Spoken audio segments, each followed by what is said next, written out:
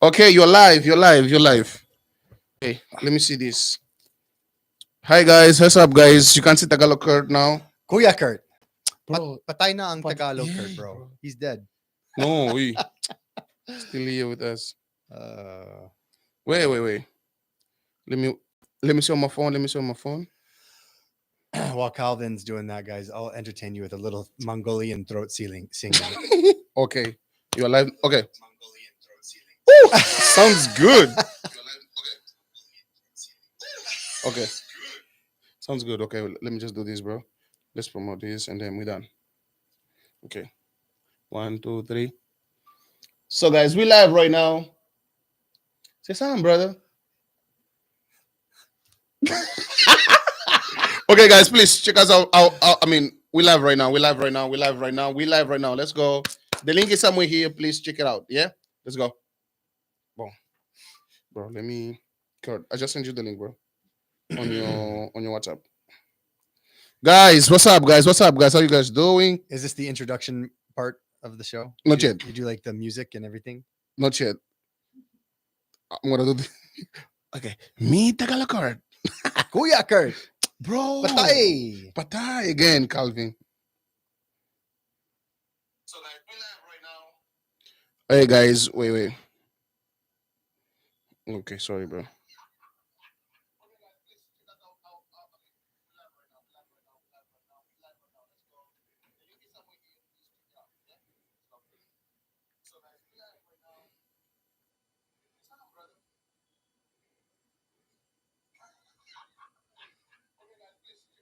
Man, what's up, guys? What's up, guys? Right now, YouTube is sending to everybody, so we gotta wait for few.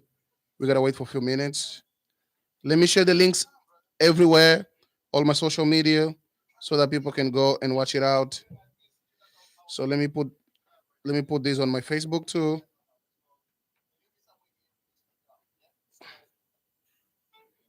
Let me put here live now. Kuya Kurt. It's not Tagalog Kurt anymore. Yeah. Are you recording? So, oh, I wanted to tell you people to go watch. Okay. We good? Kuya Kurt. Did you get the link, bro? It won't let me share it on my Instagram as a link. It says invalid. Really? I think it's because it's a live video. I just posted. On your Instagram story? Yeah. The link? Yeah. It worked? Ladies, let me show you. Wait, guys. You have no data? No, I do. It's just the Wi-Fi Hmm. Link, Mm-hmm. Paste. paste.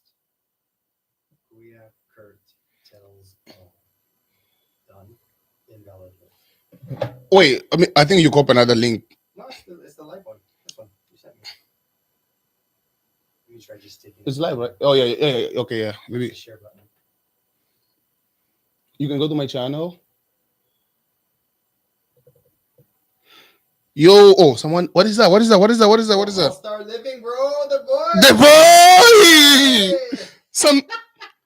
Let's go, boys. Our first $7 in the house. Alvin, bro, where you at? What's up, brother?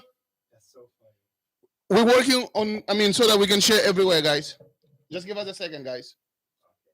I'm just gonna share your YouTube. Get the sound. Did you get it? Wow. The live? Okay, there we go. Prince, can you tell me if you can hear me properly, brother? Let me know, please. Let me know. What's up, man, Carlos? Hello, Calvin and Kurt. In the Philippines right now, your video fan from Italy. What's up from Italy? Can you see? Oh, okay. Good, let's go, bro. Let's go. Let's get it. Do right, yeah. Okay, bro. Share it to my Instagram. Share it to my. Feel free to Dito. like a post. Oh yeah, yeah. Yeah, like live now. Okay, guys. So we hear some technical issue. You know, Filipino time sometimes it. Guys, please let us know if you can hear us properly on the comment. You know what, bro? What is weird for me? I'm used with podcast with a headset. Yeah, let everybody know if you're talking too loud. I think that's Oh, what you should ask. okay. Guys, am I too loud? Am I too loud, guys? Wait. Someone sent something again. What is this? All Star sent $30. Oh my God. Tennis Kurt Kelvin. What's up, my boy? My boy Prince is ready. Okay. Okay, guys. Okay. I think we're about to start now. Ooh. Okay. I need more, bro. You can all do cheers with empty. Okay. Tagay. Tagay. Kampai. Kampai. Tagumpay. Tagumpay. Hello, guys. Welcome to the new episode. My name is Calvin Cashel. If you don't know me, if you're here for the first time, welcome to the channel. We have been doing podcasts for like almost going 2 years, but we needed to stop because we're moving to a new studio. So even before I start, I just want to give a shout out to Manila Connection and of course Asbury for this amazing space, and of course to the whole team as well. We have been working hard to put everything together. And sorry, once again, we late. It was supposed to start at 7, and it's 8 already. So I just want to say sorry that we late, but better to be late than not to show up, right? So today I have a guest here. But bro, by the way, how's the audio though? Okay, can I just hear? Okay. I think it sounds good. Oh yeah, it's amazing. It's amazing. So yeah, I mean, you guys definitely know my guest. He have been on the channel before, but we have never done a podcast together. We did a podcast, a group, just me and him. We have never done this. This is the first time. And all the podcast guys, just to let you guys know, it's gonna be in this format. We're not gonna be doing pre-recorded. It's all gonna be live. We're gonna be learning from our mistakes. And of course, in the future, with the team that we have, we will be improving each and every episode. I feel like I'm talking a lot. I feel like I'm in a church right now. But just to my guest, a round of applause to my guest, Kuya Kurt. Am I showing enough chest hair? Yeah. Do we need more? No, you're good. You're good. How you, brother? I'm First of good, all, man. Cheers. Kampai. Kampai. Tagay. Tagay. Tagumpay. Oy. Mm. So, guys, I hope you guys are having an amazing day. I hope you guys are having an amazing Friday. It's traffic in Manila. It's traffic in Manila. And guys, if I'm loud, please let me know. So, brother, how are you, man? Good, man.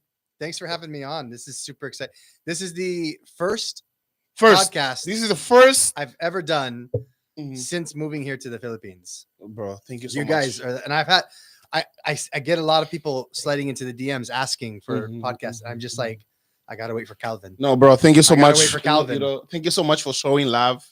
You have been showing love always to us, the channel, Manila Connection, and having you guys. Actually, it's our first episode as well, in where we are doing first live of 2025. So I was like, you need to be here because Palakpakan natin sila, guys. yeah, because you have an amazing story.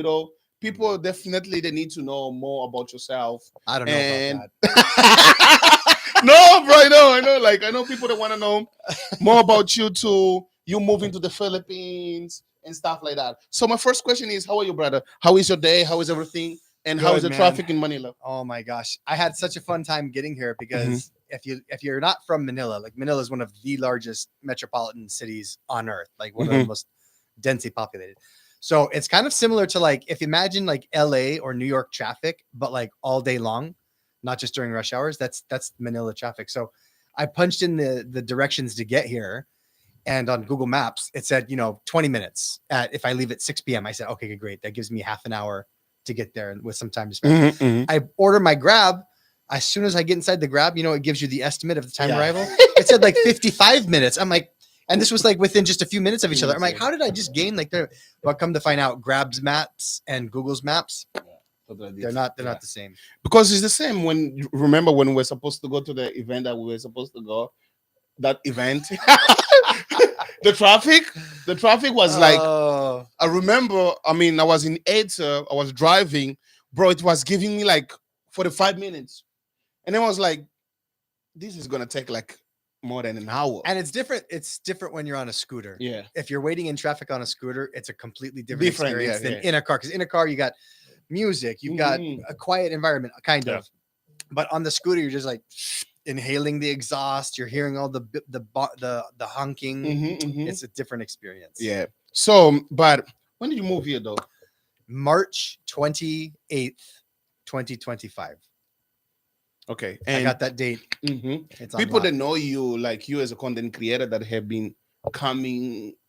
I mean, you would just be coming here for like a month, do some content, Yeah. go back home. Like less than that. Yeah. I would come for like 2 or 3 weeks in Mhm. 20 because I started doing content full time. Mhm. Well, I mean, I started taking content seriously as a potential like career path in April of 2025 or 2024. And that's when I came here because I was working in software at the time with my little brother. We had our own little software company. We were struggling to kind of keep afloat. And I said, you know what? I can't stand software. I don't enjoy trying to sell software. And what do I want to do? And I thought, let me give a try at content creation because I've always loved content. I consume it, I watch it, I love creating it. I uploaded my first YouTube video in like 2007. And when I was 2007. yeah, bro, right? It was videos right before for the viewers that don't know, I was in the military for 10 years. So it was right before we deployed to Iraq. We had I had a new cell phone. I think it was like an iPhone 3 or something like that, basic. And it shot video. And so for the first time, we could just make these goofy videos in the barracks. And so I had, if people went to my YouTube channel and scrolled all the way down, you'll find the old 15-year-old videos of me. We were in the barracks one time after a long day, and I had a piece of toilet paper wrapped around my neck like a scarf. Yeah. And I had a bugle, the bugle. So I knew how to play that. So I brought it with me on our deployment, and I give this entire 6-minute bugle concerto, which is just me being terrible at the bugle on purpose. So it's videos like that. So anyway, I've been doing it for a long time. And in April of 2024, I was like, let me do this. Let me try it for real. Because I've always been afraid to try it. Because I come from a family where it's very traditional, get a college degree, find a career, stick with it for as long as you can, the safe route. Right. Yeah. So I always, even though I always felt like I'm super, I don't know, either creative or entertaining to some people. To some people, I'm just super annoying. But I enjoyed making the content. And so in 2024, I said, our software company is not really working. Am I, do I go and get another job in software? Do I call it quits? What? And I just turned 40, the year before this. So 2 years ago, I just turned 40. So I kind of so now people that know your age, they're no, I tell my age all the calculating time, right bro. now. No, bro, Okay. I get asked all the time on the vlog. Yeah, there's no Secret about it. there's no wall between me and the vlog. So Yeah. I always talk about everything. But I just turned 40 the year before this, and I guess I was kind of having a midlife crisis. So I was like, let's go, let's try content creation. So I tried it starting But April last year. You started in Tagalog already, or how did you? I mean, Oh did yeah, you start? my accounts had been Yeah. around for a while. So Mhm. I started I started out as Tagalog Kurt because in for viewers that don't know, I lived here in the Philippines back in the early 2000s as a missionary up in northern Luzon. So it took me a while, but I learned Tagalog very, very fluently, very, very well. And this was back when I was 21. And when I went back home to the United States, where I'm from, we don't have a big Filipino community in my state of Utah, and I didn't really run into very many. So just over the years, unte, little by little, my language skills, because if you don't use it, you lose it. Yeah, you lose it. Yeah. So around 2018, I finally graduated from college. I've been working in software for a while. I wanted to take my first trip back to the Philippines in 2018. So in June, I booked my trip for June 2018. So I knew my Tagalog was horrendous. So in January of 2018, I was like, I really need to practice my Tagalog so that when I go back, because plane tickets are not cheap. Yeah. excuse me, it's a big ticket Big item. move, dude. So True. I wanted to make the most of my time while I was there. I'm Mhm. like, I wanted to learn Tagalog again. I wanted to like talk to people and just experience the community and the culture here. So in January at the beginning of 2018, I said, okay, what's the best way to practice? Do I like do an online class? Do I read a book? And I thought, well, I already like making content. So maybe I'll kind of combine the two and I'll start an account. So I opened an Instagram account. I was like, what do I call it? I'm like, well, my name's Tagalog. Kurt Yeah. and I'm trying to learn Tagalog. Yeah. So Tagalog Kurt. Yeah. And the very first the very first videos I did way back then were just, you can scroll back on my Instagram and see my videos. It's just me talking to the camera, but in just terrible Tagalog. Yeah. It was bad, man. Like I still struggle with Tagalog as a second Damn, language. bro. I wish I I could say that. I still struggle, you know, it's a tough language to learn for English speakers. But back then in 2018, it was indecipherable. Like it was tough. But anyway, that's when I started my Tagalog Kurt accounts, and I used it for that 6 months to get ready for my trip. I would just So you came, I mean, after the first time you came here, that was in back 2018. Okay. Oh no, the first time was at the Missionary. Yeah. In And then you came back 2000 2018. and then I came back as a vacationer, as a traveler in 2018. And I was in Mandaluyong for like 3 weeks, and just it was great. I loved being here. It was my first time seeing Manila. I mean, you were shooting too, or not really? Making No, content? it's just a vacation. Just vacation. Yeah, I didn't. I mean, I think I did a few videos of like me just talking and walking on the streets, but I didn't film a ton of content. And then I came back after that, went right back to work, and I just didn't really use the accounts very much. And then in 2023, 2024, that's when I started to take it a little more seriously. And I mean, let me ask you this, yeah.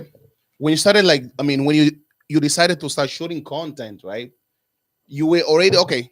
Since I kind of speak Tagalog before, did you feel already okay? Let me do some content that is kind of related to the Philippines, or it is something you were just trying out? Yeah. So when I first started, it was literally all my first videos were basically me just asking like grammar questions. I was asking, syntax, vocabulary, asking people to correct my pronunciation. But being that like I'm just naturally a really kind of goofy, nonchalant guy. I'm the middle of 8 kids. So in Tagalog, they call that kulang sa pansin, KSP. It means you're short of attention. So KSP ako talaga.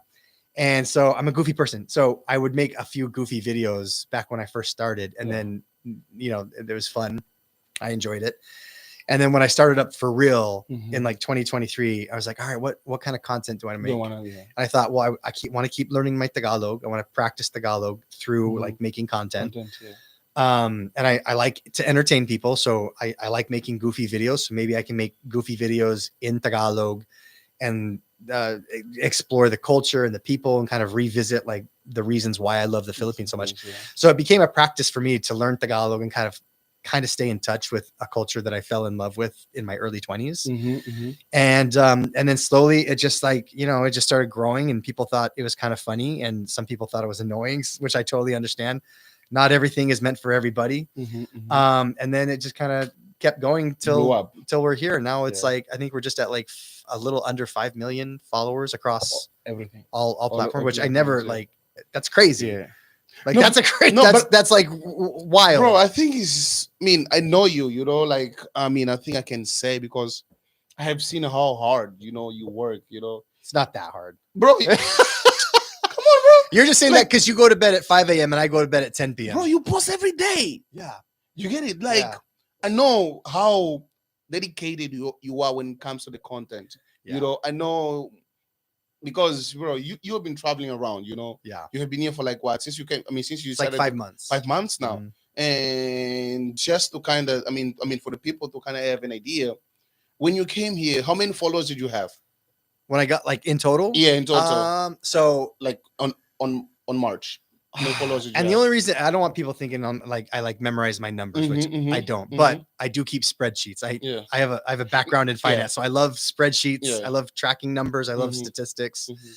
So I think when I first got here, all in all, it was like, I think we're like 700K on Facebook. Maybe 700K on Facebook. 700K on Facebook. I think we were at like 20 or 30,000 on YouTube. And like 350K on Instagram and TikTok. So what is that? Like 1.3, 1.5, 1.5, yeah, something like like now. that. and now it's so yeah, it's Almost five. tripled. Yeah, it's tripled. That's it. Like that's But I think it is a big part because of the daily posting. Because like Yeah. essentially, I'm just Yeah. spamming the internet with, Yeah. with my. I don't really like. It's like I- you're because you know you're just what? constantly posting, and I don't so really call it spamming, bro. It's content that you. it's need just to a make. lot. Well, because we Yeah. always hear too. Like I really love to like read about content creation and yeah. like Because okay. methodology Mhm. and like what best practices are because I like doing it and I want to be good at it. I want to become better at it.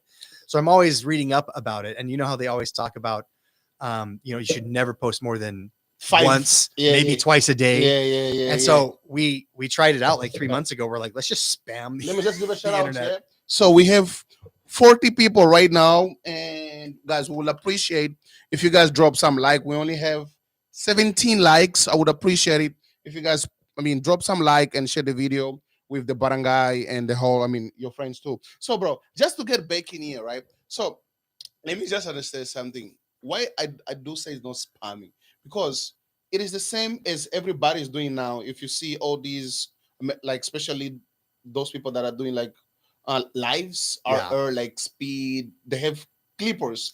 Yeah, they call it clippers. Yeah. So instead of you getting Clip a farming. clipper, clip farming, you do it on your own. I do. Because it's either because okay, like an example, you could get someone. Okay, guys, let me get 5 guys to be uploading my videos and stuff like that, and then they can have some cut. But those guys like I show speed. I mean, if I'm doing, I do one long form video a day, Okay, and like 15 to 20 shorts, Mhm. and then like however many stories I just make throughout the day organically. I bet you that guys like I show speed, they're doing 100 times that number because they've got like 20, 30 people doing clipping for them, and that's all they do all day long. But do you think nowadays that is how you can make it as a content creator? I think that's one of the ways you can make it. Yeah, I think there's a lot of different ways content creators can like go viral. And it honestly just comes down to like how much cringe do you want to embrace? Because if you're willing to embrace being cringy a lot, you'll go viral very, very fast and you'll get followers. And if you struggle with feeling cringe, like kind of feeling like a phony on camera or something like that, it might take a little bit longer to like, find popularity or make sustainable income with this. But why do you say when people are kind of like, oh, quality speaks better than quantity? Yeah. I mean, I can't speak universally. Yeah. But for me, like my content, it's 100% POV. Like almost, if you watch a YouTube video of mine, there's almost 0 edits. It's very, very simple. And that was purposeful on our part because I didn't want to make content that was really, really hard to produce. So like tons of graphics, transitions. Cause like, I feel like a big role model for me in terms of like just vlogging, work ethic and like consistency and cadence is Sam Sulek. Do you know Sam Sulek? He's a big, huge bodybuilder in the United States. I think he graduated from college already, but he was an engineering student and he just started making vlogs like 2 years ago. And he's already got like 3 or 4 million followers. But his vlogs were so simple. It was a clip-on microphone, his camera, and every vlog starts with him at either in his car or in a grocery store. And it's him just driving, talking to the camera, no editing, no subtitles, nothing. And then it's him working out at the gym. That's it. He uploads every single day. His videos get 6-figure views or higher. And he actually made an announcement that he's not going to become an engineer when he's going to graduate, but he's not going to go into engineering because he's going to keep doing YouTube because his YouTube is just, he makes 10 times the money. Yeah. So I loved his vlogs. I thought it was real and authentic and raw. And it's like, you're just talking to a friend. And so when I decided that I wanted to start vlogging, I'm like, I want to be just a real, I don't have to be like, editing. I don't want to be doing tons of editing, but also I just want to be my normal self. Like, I don't want to have to come up with a character like, Logan Paul, like he talked about when he stopped doing YouTube vlogging, he was so relieved because he didn't have to always be like, hey guys, welcome to the vlog. Oh, we're going to do that. Like, just, you're always like on. And he said he was so happy when he didn't have to do that. And so I thought, I'm like, well, I don't want to do that. So I just want to make my vlogs just raw, real, and just as unedited as possible. I kind of relate as well because knowing that mainly we do street interviews, right? Yeah. And them street interviews, you don't. It's just normal. It's just normal. Yeah. It's normal. Unless you're Zeke Abella. Oh yeah. And shout out guys, Zeke Abella. Yeah. Your video with him went viral where like you were doing an interview with him and he's like, what does the Sinaloag Sinolog festival mean to you? And him, yeah. he was Like- totally in character. He's like, bro, the, like the Sinaloag, it means to me. And he's just being bro, a character. that video, like He's it's always on. actually. We can talk like about that video. You know what's crazy? I still remember. It was me, Tenez, Zombie, Isaac. Yeah. Zombie and Isaac and Mark. So we went to Synologue and we were like backstage. So I see this guy. I love meeting people. This was Zeke. Zeke. I didn't know who he was. That's the thing. I didn't know who he was. So I came to him nicely, politely. Hey, brother, I'm a content creator. So I do street interviews. Can I please interview you? And he's like, yeah, bro, sure. Let's do it. And bro, I called T. Even T is laughing, bro. So T hitting on the camera and stuff. So I go myself. Okay. So what's your name? Oh, my name is Zeke. Zeke, okay. But you gotta add that we're so tired already. Oh, we were tired. So Tired, already. yeah. Because that was like what? 7? No, like 9 p.m. Yeah.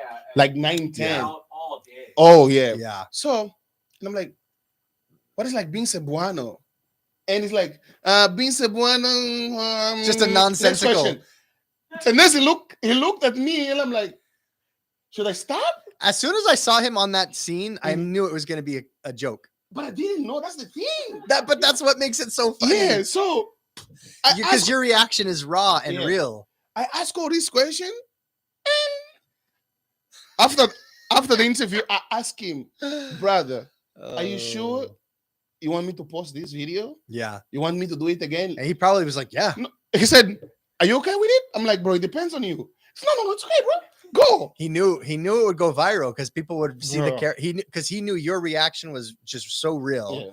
And that's what I'm saying. People love. I think with all of the fake content we've consumed over the years of just fake personalities, characters, people portraying someone. I think in the future going forward, the big content creators are going to be people who build these communities around just being normal, being your authentic self. Because it's refreshing. It's refreshing, like seeing people tear down their own walls. Like I like watching it, because it makes me feel connected. Because we weren't meant to live like this as humans, like in these compact, dense cities. We were meant to live in like small hunter-gatherer tribes of like 15 families. That was what our community was supposed to be. So being authentic with people and like trying to build something similar to that online is just, I love it. It's a rush. It's such a rush for me to do it. So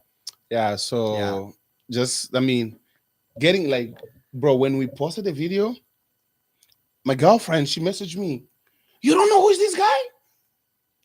She was just laughing, bro. Yeah. I'm like, no, babe, who is this guy? That's what I was doing when and I then saw it. everybody on the comment were like, you got pranked. You got pranked, pranked. bro. I'm like, that's why it's so funny. And then when I went to check his profile, I'm like, okay, this is what he does.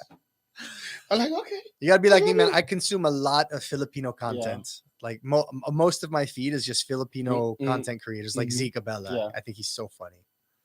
So yeah, after that content, things like really blow up, especially when I go to Cebu, people they know me from that video. Oh, you the guy that got pranked by Zeke. I'm like, oh, okay. They know. They know. It's like 20 millions on TikTok. It's big, bro. It's big, that video. Yeah, I think it's my biggest video on TikTok. You're famous now. Not really. You are, bro. Nah, bro, you're famous, bro. You're famous. Nah, you're famous. You've been famous, sir, longer. Not really. This guy. We're just starting, bro. He's so humble. No, bro. we're just He's starting, like, this bro. is such a humble thing. This is the Angolan in him. He's like, no, we're not big. No. No, because I'm not. You know what is something about me? Like, this is even sometimes I be talking to myself. Oh, people they say when you become famous you change, and I'm just like, oh God, please make me famous. I want to see if I'll change. You want to see? Well, you know what they do? They say because usually along with fame comes wealth. Yes. Sometimes, not all the time. Yeah. And wealth, they always say money is a magnifier. So it'll just who you are really on the inside. When you got money, like FU money, you become who you truly are on the inside, which is why some I people want to try that. are I mean, terrible. You just want to see. I just You're want like, to see. let's test it God, out. just put me So for. if hold on, if you change negatively, if you become a bad person, It's because- will you give all your money away? Yes, so I can get back to myself, Calvin Cash, So your like humble a, self. yeah, like a normal Bro. guy, humble guy. So God, please, You're I better just than- want to try. You're better than me, man. Yeah, I just. What about you? Like, imagine like right now if you get like $10 million right now. Anyways, guys, so let me just give a shout out to Prince. So Prince sent another Oh, $3, literally well deserved. Thank you for your dedication. And guys, if you have a question, please feel free to send a question, and we will be answer your question. Okay. So the thing is, if you send a lot of question, I mean, if you send a question, since we have a lot of comment, I might not see. But the thing is about YouTube, if you send some tip, your question comes first. So yeah, feel free to send your question. So somebody asked quicker. Let me just get back to this. Yeah. Kuya, would you agree that Filipinos are one of the most friendly people in the world? Anywhere in the world, once you meet a kabayan, we always greet with a smile. Would you agree? I think that Filipinos are one of the only populations on Earth Mm-hmm. to where if you see someone who slightly looks Filipino Yeah. and you're not in the Philippines, if you're Filipino and you suspect someone for being Filipino, it'll be one of these. Uy, Uy, Filipino ka ba? Oh, Oh, kala ko Filipino. They have this like instant Yeah. instant connection. Americans don't do that. I see Americans here all the time, and I don't like eyeball them and be like, oh, hey, are you No. American? Oh, I'm American. We don't do that. It's something we just don't. We've lost in our culture that I think foreigners like me, when I come to the Philippines and I see that community, and you can see it overseas too, because they have robust Filipino communities anywhere you go. But That's what I 100% agree, bro. Yeah. do you think it's because, like an example, right? I remember when I came here back in 2014, back in Batangas. Whenever I see, bro, you would barely see black guy in Batangas. You know, so it's like whenever you see a black guy, hey, what's up, bro? Yeah. You get it? That was before it was So like maybe that. so maybe it's because it's super rare. But Yeah, is it like that now for you? nah. Like no, bro, things changed. So if you see another black person on the street, do you kind of like avoid contact? 'Cause Not you don't really wanna, avoid, like- just pass by. I don't need to Yeah, say yeah. hi, you know. But before it, I feel like maybe because we're not like a lot of black guys here, yeah. so it was just on the sense, hey, what's up? You're not alone. It's like, oh, we're all here. So even if we don't talk, we don't ask numbers or Yeah. whatever. It's just like, what's up, bro? Good or good. See, I don't do that with white Yeah. people. Yeah. If I see another white person, I'm just like, what? I get suspicious. I'm like, what are you doing here? What are you doing in the Philippines? Like, what's Yeah. your purpose? I Yeah. get like inquisitive. Mhm, mhm. But we don't interact nearly as friendly as when Filipinos are overseas. Which we should. I wish that Yeah. I wish we had that in America. You And know, what is, I mean, I wish we all had that. Yeah. But when you go to, I mean, USA, do you get to connect with the Filipinos as well? yeah, I mean, in Utah, I belong. I'm gonna figure out the name. It's the I joined right before I actually moved to the Philippines. It was the local Filipino American Cultural Society. I think. I'd gone to because we only have like out of an entire state. Bro, for the of- first time, we have 50 people. Oh, nice. Shout out 50 people right now. Thank you so much, guys. Number one. Yeah, Let's go, guys. that's a lot. Yeah. Um, So yeah, you were saying what about was I saying? Utah. About Utah. I mean, joining the Filipino community. Oh, in Utah. So Utah, it's about 3 million in Mhm. population. Oh, it's And big. it's a big. I mean, it's an okay sized state, but the Filipino community there, I think the last census there was only about 14,000 Filipinos. So 14,000. 0.00014% of the entire state, I think. So it's just a very small community. So we only have like 4 or 5 Filipino restaurants in the entire state, and they're always closing, and then a new one opens because it's just there's not a big A enough lot of community. There's not a big community. enough Filipino community to sustain it, and unfortunately, a lot of Americans like myself previously don't know anything about Filipino Filipinos, food, so yeah. we're not willing to like give it a try. You know what I Mhm, mean? mhm. Which is why I love eating Filipino food on the vlog. Actually, my point is when you came here for the first time when you were like I mean in your 20s, right? Yeah. So were you already like with this mindset, you know, I love the Philippines, I want to stay here, like literally I love the food, or since you were just as a missionary here, okay, I'm Oh, coming here for a period of time, and then I'm done with my job, and then I'm gonna go back to yeah. the Oh no, I to my hate it. home. I hated it here. It was so hard to adjust here. It was like because I'm coming from Utah, which Utah is basically kind of like a desert, Mm-hmm. not very lush, not very green. And so when I moved here at 19, I didn't know anything about the Philippines. I couldn't locate it on a map. When I read when you become a missionary, you get like a set of instructions on what to do and where to go. So in those instructions, they said I'm going to be speaking what I thought was Tagalog. That's how I pronounce. Tagalog, yeah, That's how I pronounce. yeah. I'm like Tagalog. Tagalog. That's wild. I'm like, what is? I have never heard of that language before. Yeah. I don't think I had ever even met a Filipino in my life living in Utah. So when I came here, the weather was a huge adjustment, sweating profusely all the time. It was already hard during that time. Oh yeah, it was. I moved here in. We landed in September, early September, Oh, so yeah. it was pretty warm. Yeah. So I was sweating a lot. The language, obviously, there was a huge language barrier, and I was really frustrated because you're just kind of How was English by that time? my English. No, around the Philippines. It wasn't great, and I lived up in northern Luzon in really rural area, very provincial. So I mean, most people had like limited, like they could speak a few words, maybe a couple sentences of English realistically, but like it was very rare to find someone who's like super fluent in English that you could hold a conversation with. It's way different today where it's like everybody everywhere. Yeah, everyone speaks So, English. but yeah. back then, like it was just really frustrating because like I didn't know how to speak the language. I have like this message that I want to share with people, and it's very humbling. So you were like here, were you like teaching in English? No, it's Oh. Tagalog. So we would have to memorize like entire paragraphs of like, Wow. yeah. So we weren't really having conversations. We were just like basically just spitting out memorized sentences and hoping that their response was like something we recognized. But that's like basically how we learn the language as missionaries is you have to memorize a lot of vocabulary, memorize sentences, spend every day learning the memorizing the vocabulary, and then just memorize a paragraph, use that in conversation. 2 days later, memorize another paragraph, use that in conversation. So little by little, your conversational skills are going up every day. So it took me about an entire year of doing that, studying the language 2 hours a day, every single day, and speaking it 14 to 16 hours a day to be able to get fluency. It took like a full year of that. So it was pretty intense. So you stayed in the Philippines for 4 years. 2 years. 2 years. So it took about 1 year to get conversational fluency. And then after that, into the second year was just like perfecting the accent, tones. So like, do you have an idea why they sent you to the Philippines and not other countries? So I don't practice Mormonism anymore. Haven't for a while. But like in the Mormon religion, when you apply to become a missionary, it's very expected in Mormon culture. Like when you turn, at the time, it was when you're a guy and you turn 19 years old, it was very expected that you go and volunteer 2 years of your life as a missionary somewhere in the world. And we don't get to choose where.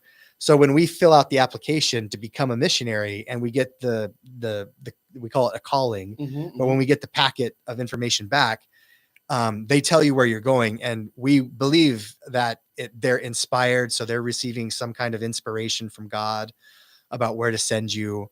So that's what they believe about where we get called. So at the time I thought there was a real purpose for why I was called to come to the Philippines.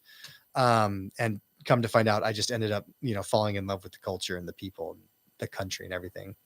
And when did you stop? I mean, working as a missionary. So you only go for 2 years. Okay. And then after 2 years, you come home. You come home and you just and then do normal. You're just a normal person. So I was in the Marine Corps. So I came back and I went on a few deployments with the Marines. I studied at community college for like a semester at a time. You just do whatever you want. You can get married. You can go to college. You're just a normal person. It's not like being a monk or a padre or something like that. Padre.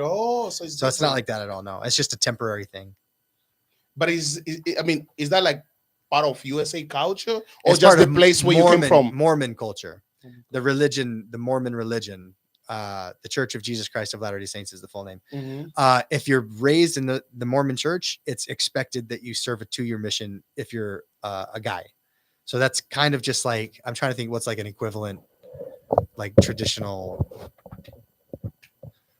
Like in Catholic, like if you're raised in Catholicism, yeah. you're expected to marry Some- another Catholic. Yes. So it's kind of like it's that expectation. And if you don't do it, so in Mormonism, if you don't go on a mission as a man, Man. it's I mean, no one chastises you, you know, you're not in trouble or anything like, but there definitely is a stigma within the Mormon culture of like, oh, he didn't go on a mission. I wonder why. Like, How did you become Mormon? I was born into it.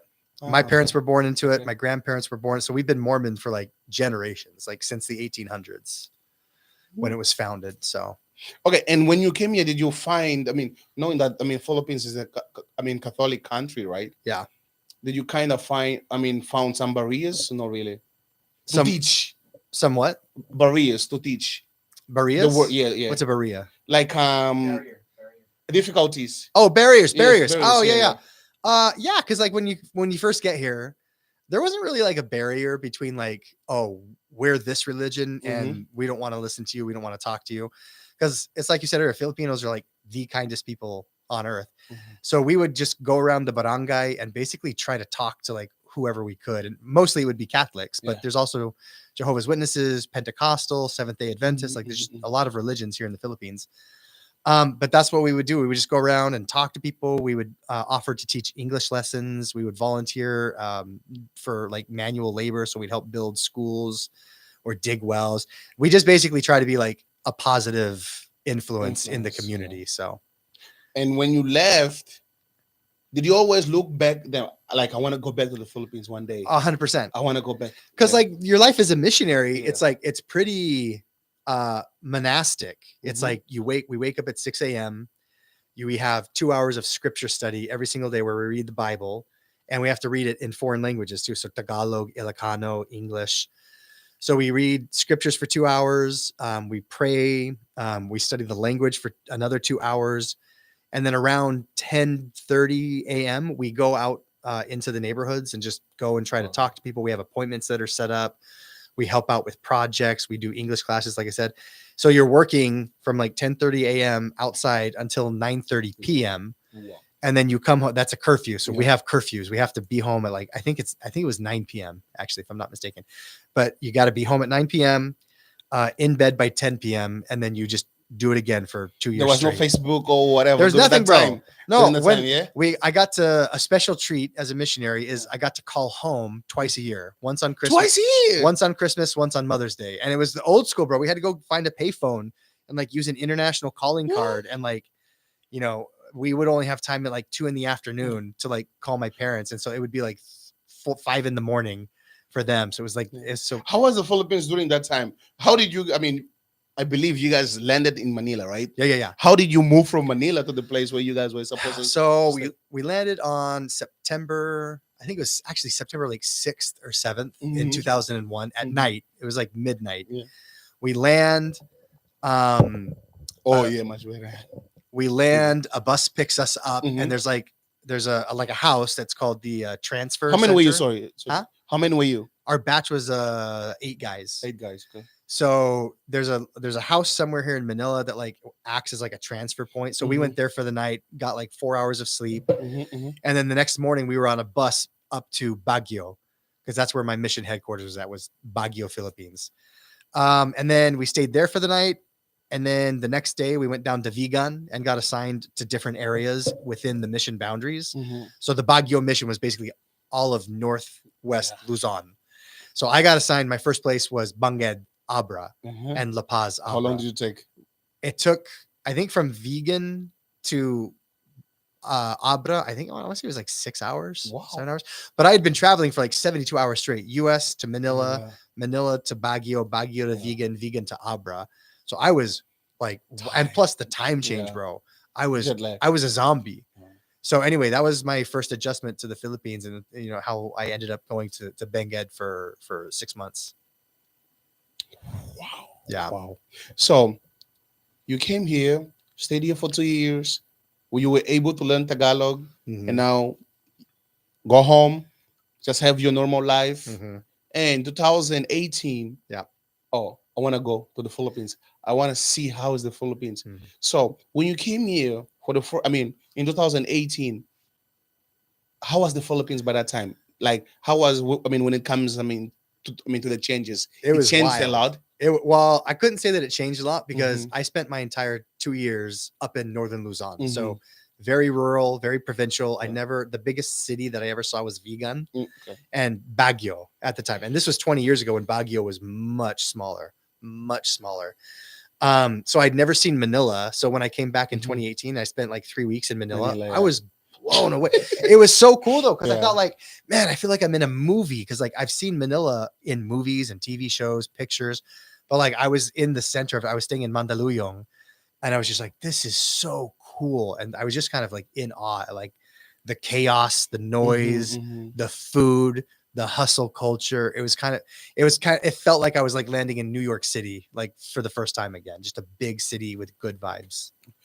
Do you think you coming back in 2018 was one of the reasons that made you decide to come like now in 2025 for you Mm. to settle down here, leaving everything behind and then settle down in the Philippines? I don't know if 2018 like gave me any inspiration at all. It was 2001 until 2003, my first 2 years here, Mhm. living in the provinces and just experiencing life. Which province was it? I was up in La Union, I was in Mhm. Abra, I was in Pangasinan. So basically northwest Luzon Mhm. for 2 solid years. So like I fell in love with it, man. It's like it's such a it's like it's a slower pace of Yeah. life. It's very calm. There's something just like very nostalgic and like pure about living in the provinces that I think a lot of people connect with. Mhm. You see it on social media all the time. People are Yeah. always doing like, Manila versus province, or like Yeah, provincial yeah, life versus yeah, city yeah. life. And it's very nostalgic for a lot of people. So yeah, I think I was more inspired by like my mission of like remembering like just how happy I was helping people, living here, learning the language, being completely encapsulated by the culture. So yeah, it definitely inspired me to see about coming back full But time. like, how proud are you, especially like for yourself, that you have been here at your 20s, Yeah. learned Tagalog, went home, forgot some of the words, Yeah. but of course, you still had some idea on what was, Tagalog, and now you came here on a scale from 1 to 10, right? Uh, How is your Tagalog for you? for me, Yeah, or like objectively, like for you.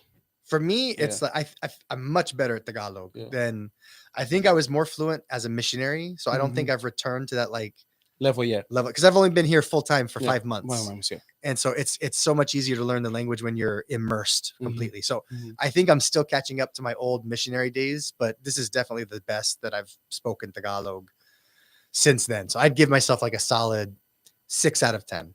Okay, I'll give it 10. No, but for real, it's like because I still struggle like when I try to listen to a lot of news and media to like absorb a lot of the language and the syntax, Yeah. and like it's like I'm honest, it's like 60% I understand, another 20% you can kind of understand what they're saying by context. Like if I don't understand the word, I get how they're using it, so I can make a good guess of what it means. And then another 20% is like I just have no idea what that word is. So think about that. So in a sentence of 10 words, I only know six of them for sure. 2 of them I'm kind of hazy on, and 2 of them I'm like I don't even know what that means. Yeah. So if those 2 that I don't have any clue what they mean are the focus of the sentence, I'm kind of lost. So it's like I feel like I have a long way to go to get to true like fluency. Yeah. But how was like the reaction of your people then when now that I know things behind the scene, when you decided to leave everything, all your stuff that you had or whatever, and now move to the Philippines? What Yeah. was like the reaction of your people? I mean, it's crazy. It's crazy, right? Yeah. It's like a crazy Because- thing to do. Because like, so I went to college. I have a Yeah. master's degree. Yeah. I've worked in software. Like that's what I thought I was going to do with the rest of my life, For was be that. in software in some Yeah. capacity. Yeah. And I don't like software. It's like not my passion. Yeah. I'm not like happy when I'm like on the phone trying to pitch my software to some startup company. And that was like the thought that I had when I when I turned 40 and I realized that being in software wasn't working for me. Yeah. I was like, well, what am I going to do? And that's when I thought, I'm like, I like Love content, but like, dude, in your 40s, like trying to start over and like on the, But do you feel like you have missed a lot of opportunities? Or no, not really. like opportunities in just life, or As a content creator. oh, for sure. My little sister, shout out Kat Kamalani. Why did I just do peace signs? That's because that's how my sister is. She is kind of like, Yeah. she's kind of like that. Go find my sister's page. She's super famous. Yeah. She's an influencer. She's a content creator. She's been one for like 10, 15 years. When the pandemic started in 2020, that's when me and my little brother Mhm. both lost our jobs at the software company where we were working at. We got Mhm. downsized. And that's when we said to each other, let's try starting our own software company. Yeah. But at the same time, my sister called me and she's like, you should move to the Philippines and be a content creator. And I was like, why do you say that? She's like, you love it over there. You talk about it all the time. You already have like accounts where you're trying to learn Tagalog and stay connected to the culture. And she's like, and everybody's on their phones right now. It's the middle of the pandemic. So that's like one regret I have is like, yeah, I wish I was content creator by that time. I wish I would have started Yeah. sooner, not Yeah. wasted, 4 years, in my life savings trying to start, a software company that I wasn't super passionate about. So that's probably one regret. It's like, yeah, should have started. But I tell that to people all the time. They're always asked, like, I always get a lot of questions like, how do I start? Where can I start? Like, what do I do?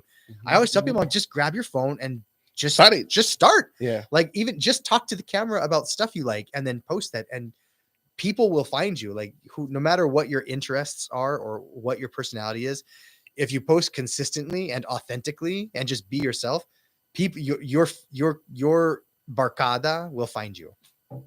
That's what I tell people. And You can put that on a t-shirt if you want. It's very inspirational. I know. And do you like an example? This is, one thing that I always try to talk with other people. Do you feel like for you, especially like let's say here in the Philippines, for you to be a content creator, you kind of need to speak Tagalog? You mean like a content creator? Yes, a content creator a foreign content creator here in the in the Philippines? Philippines, yeah. I think it How do you depends. see that? Yeah. I think it depends on what you want because English is an official language Yeah. here. Filipino and English are the two Mhm. official languages. And a very high percentage of Filipinos are conversational Mhm. in English. I mean, even like when I talk to a lot of people in my content, and like most people at a bare minimum can they have multiple sentences of English Mhm. that they know. And so it's great to come here and be a content creator and you want to speak English. But I think if you want to do content that's like related to the Philippines somehow, yeah. the culture or the food or Yeah. the people or the history or whatever it Yeah. is, even if it's like pop culture, like how are you going to understand what's happening in pop culture in the Philippines if you If don't you don't speak Tagalog. if you don't speak the language? Yeah. So I feel like that would help. Yeah. But if you're a foreign content creator that creates, high quality food vlogs Mhm, and you're reaching an international audience, English might be the best, The best option. you know, the best option for you. Because I think that's great. I think you're getting more eyes on the Philippines as a country and people Yeah. seeing how amazing it is here. And whether you speak the local language or not, as long as you're very respectful to the culture, Yeah, because or just try even just a few words. Because, Salamat po, yeah. kamusta. That's great. My Tagalog is not the best, of course. Come on. But you know a lot. You speak a lot. You have a lot of sentences you But- can speak. You're gonna be my. Tagalog I've Kurt heard is. you. Tagalog Kurt is my teacher. Oh, by the way, Tagalog Kurt, he told me to buy a book. Remember? Yeah. You bought it. Yeah, I bought that book. Tagalog stories. I have been reading that book for the past 4 days now. Yeah. So I bought the book. I bought like some other Tagalog book as well. Nice, man. So yeah, but let me just make it clear, because sometimes I have people telling me, "Oh, if you speak Tagalog, you're gonna go viral." Mm, I will never speak Tagalog for content. yeah. For me, it needs to have a deeper reason, Connection. connection. I cannot I'm speaking like I really want to learn so bad. It's not really like because of content, and it won't even change. Yeah. My content will always like be in English. I might say some, but it's mainly like an example. I was even playing with my girlfriend. I go to her family's house. Like sometimes they'll be speaking Tagalog, Mm. English. So I really want to be like, okay, I'm speaking with everybody just in Tagalog. But let me ask you this: Mhm. what, aside from Portuguese, Yeah. what's one of the languages they speak in Angola? A lot. What's So like I speak Portuguese. Yeah. I speak my mother tongue, which is Kimbundo. Kimbundu? Kimbundu. Okay, so let me ask you this: Mhm. if you saw like a random Russian Yeah. who lives in Alaska speaking Kimbundu, Kimbundu.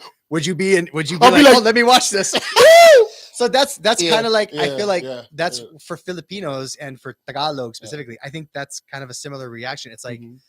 it's bahira lang. It's very rare that you see someone not of Filipino descent or who hasn't lived here for a long time speaking the language. It's like Yeah. such a rare thing. It kind of makes it like an oddity. It Yeah. like makes it like you're like kind of like a circus freak, and people want to watch it. Yeah. So I think that's why a lot of people do see foreigners trying to speak. That- I think there's elements. I do think there's people out there who like kind of like just want to use it for views. For and views, yeah, no. They're not really interested in maybe Yeah. the learning the language or having a deep connection with the culture.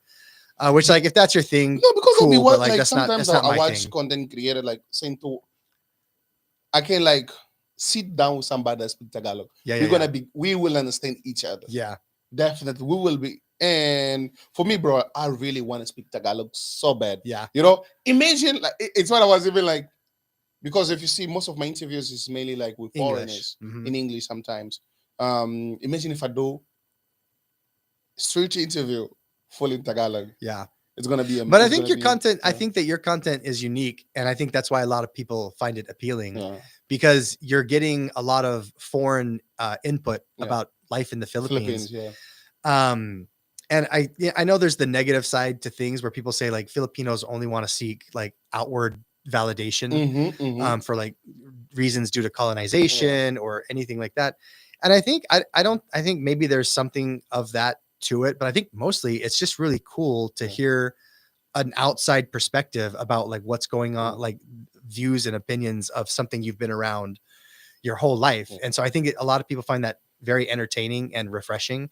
And I think when it's done like how you do it, where it's very authentic, it's very polite, it's very courteous, it's very thoughtful of the culture and the people here. I think it does wonders for tourism, for awareness of the Philippines and life here and Filipino people, Filipino food. So I think palakpakan natin sila, guys. Yeah, because bro, I can't wait to really make my content into like. I mean, sometimes like maybe say some words. Sige. Yeah, I mean in Mag-umpisa Tagalog. na tayo. Yeah. Ngayon, sorry na. mag-start na. Gayon? Okay. Sige. Yeah. Ito yung pinakaunang araw. Purong Tagalog itong podcast. Dalawang dayuhan nagtatagalog. No, wait.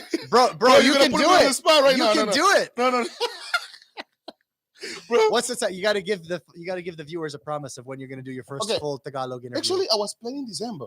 Okay, perfect. Yeah. That's good. That's I like was 4 planning months. December. I was planning December. You can get so because fluent in 4 months. I'm having 1 hour. I mean, class every day now. Nice. I have online class now. I have a teacher, so she's giving me classes like every day. What's one of the most recent vocab words you've learned? Oh my god. It's said in it's said Mag- like mag mag da that la wait, I have it here. I have it here. magpadala No, it's not that one. Wait. This was ipadala no. dalhin Wait. magpadala magpa. What are some other ways to say It that? is okay. Malungkod kasi maulan. Ayun. Yeah. Tama. This one. Yeah. Malungkot Sad. Yeah. malungkot dahil may ulan. Yeah. That's good, So, bro. yeah. But that's literally how I learned. Yeah. You memorize one sentence Mhm. and then you memorize another one Yeah. and then another one and then pretty soon you're mixing your sentences together. Yeah. And so then that's fluency. that's what like I mean today I didn't have class, but yesterday I had. That's why she told me like every day just try to learn something. Like it's raining right now, and then I just put that. I mean, anyways, on my notes. So guys, get ready. Tagalog Calvin. It won't be Tagalog Calvin. But anyways, bro, let I me give just the title to you no. But why did you decide to change the name to Kuya Card? because eventually I want to learn Ilocano. Oh, okay. Shakmet ni Kuya. What Kurt. about the Bisaya? Maayong hapon sa inyong tanan. Lami kayo. Lami kayo. Yeah, so everyone. eventually I do want to learn more So- languages because I live here now. This is Yeah. my home. Yeah. And I think it would be really, really, really cool to be able to at least be conversational Mhm. in one of the 3 main languages of the Philippines, the Ilocano for the Ilocano region, the Tagalog region, and the Bisaya region. I thought that would be like so awesome. So that's my goal. It's years away though. Yeah. Like we're talking years. You know what I was watching? I was watching. I don't know. It just appeared on my feed on IG, and then it says learning Tagalog for 10 years and ended up with a Visaya woman. Imagine I like saw that. I saw that you're like, dang it, now I gotta learn Bisaya. now you over gotta learn again. Visaya. Everyone tells me that Bisaya for an English speaker is much easier to learn than Tagalog. Tagalog. That's what they tell me. I don't know enough Bisaya to say No. whether or not that's true. My girlfriend, she's Bisaya, so yeah. So I don't really. I mean, I only know some words. Is she good at singing? Oh, she's the best singer, bro. There you go. She's the best. There You don't you go, know bro. that my girl, she can sing. Yeah, She's the best singer, bro. she's a good singer. Yeah, guys, check it out. Shout out. Shout out to Julia Serad. People, they will love me going search. So We're gonna look it up right now. oh, bro, for sure. No, but actually, like, she's always viral. She's like right now. She was viral. She went to UK. She did? Yeah, she went to UK, and then she did video with this guy Lucas. Oh yeah. You yeah, told, you mentioned yeah. this. She did, and bro, the video is like 10 million. Good for her, man. In 4 months. That's what I love, man. I Yeah. love seeing people who like have a passion for something, whether it's singing, woodworking, electrical work. Like what I love seeing people who have a creative side or a passion for something just going after it. Like it's like dopamine to me. Yeah. It's like so motivating to see other people like try to catch a dream. Yeah. And Can like, you sing? No. I can sing whatever you want. Whatever you want. Oh. I can sing badly. Technically, I'm a second tenor. That's what when I was in college, I sang in a choir. That was my vocal range. You Second tenor. know, like when I was a kid, I always wanted to be a singer though, but I couldn't sing, bro. No, I swear, bro. You wanted to be a singer, but you You couldn't know, sing. like I couldn't sing. Okay, Like, did you want to be a swimmer, but you couldn't swim? kind of, bro. I tried to be a rapper, Didn't work. didn't work, bro. Can you So- rap? Can you rap a little bit in Bro, I don't know. Kumbuntu? Is it Kumbutu? In Portuguese, I know. No. In Kimbundo, no, I cannot. Kimbundo. It's very hard. Say some Kimbundo right now. Meia, it's like Just start talking. Just start talking. All in Kumbundu. like Meia, wazakele mama, yeah, like that. Nice. Yeah, so it's just like, I'm fascinated with Africa, man. The cradle bro, of we gotta go to cradle Africa, of bro. civilization, Bro, bro. we gotta. It's what I always tell my friends. We gotta go to Africa, you know. Yeah. And guys, I'm gonna have to wear a sunblock, bro. I think I can. I'm going to Africa anytime soon. Oh yeah, that's right. Yeah, I'm gonna go Africa anytime soon. We just had the kind of confirmation today, so we're gonna be Are you gonna? So you're from Angola. Are you gonna get some ansipenya when you go there? like on Sipenya, Jolabum. Ansipenya. He already knows it. I tried this on him last night. I thought I could get him again. And, so yeah, I'll be going home. I think I need to show kind of thing also how is Africa in its on my own perspective, you know, not like on the perspective that people have seen on the media. So as much as possible, yeah, I'll be going home, and definitely you guys will know when I put a first video Good out, for you, man. and hopefully with the boys as well. One day we're gonna go. You can teach him some Tagalog. Yeah, Have bro. him try some I'll Filipino be bringing snacks. food, bro. I'll be bringing. Oh, that'll be good. Sinigang, I'll be cooking. You know I can cook, right, bro? You can cook? Yeah, bro. I couldn't tell. I'm a master chef, bro. Look at my tummy, bro. Bro, no, I can cook for real, I can cook. Yeah. So yeah, ideally gonna be bringing some pasalubong home. Nice. I mean to the people just to kind of try some Filipino food. See, you're so And, yeah. Pinoy na. Pasalubong. Yeah, You said it like nothing. We're gonna bring some pasalubong. You're fluent now, bro. no, bro, they gotta wait until December. So yeah, I'm going home. And how do you see the content creation, bro? Especially in the Philippines on the foreign part, like knowing that we have a lot of foreigners that are coming to the Philippines, like to do content and whatever. Yeah. How do you see it? Like in what aspect? Like in what how real are content creators? Oh, this is gonna get me canceled, bro. No, I mean if you cannot say it's okay. like I've got. Yeah. I mean, I think that there's a lot of attention on what people call pinoy baiting. Yes. I had no idea what that was Me until too. people started accusing me Me of too. it. And I Yeah. was like, pinoy, like what does that even mean? Yeah. And I researched it and I was like, okay, I kind of see that. So like an example of what I consider pinoy baiting to be is like, let's say you're a travel content creator, you Mhm. travel around the world Mhm, mhm. and you get like 3, 4, 5,000 views per video. And then you come to the Philippines and you're getting 500,000, 1 million, 2 Mhm. million. And then all of a sudden you live in the Philippines now and Mhm. you've changed all your content because the views were there. Views were good. Yeah. I don't find that super authentic as a content creator because it feels like you're just chasing whatever gives you the views. and the moment that the views stop coming, you'll change content again. Mhm. So, because like I'm a big proponent of like just be who you are, be normal, and be like, I like being at this certain place. I'm going to stay here for a while.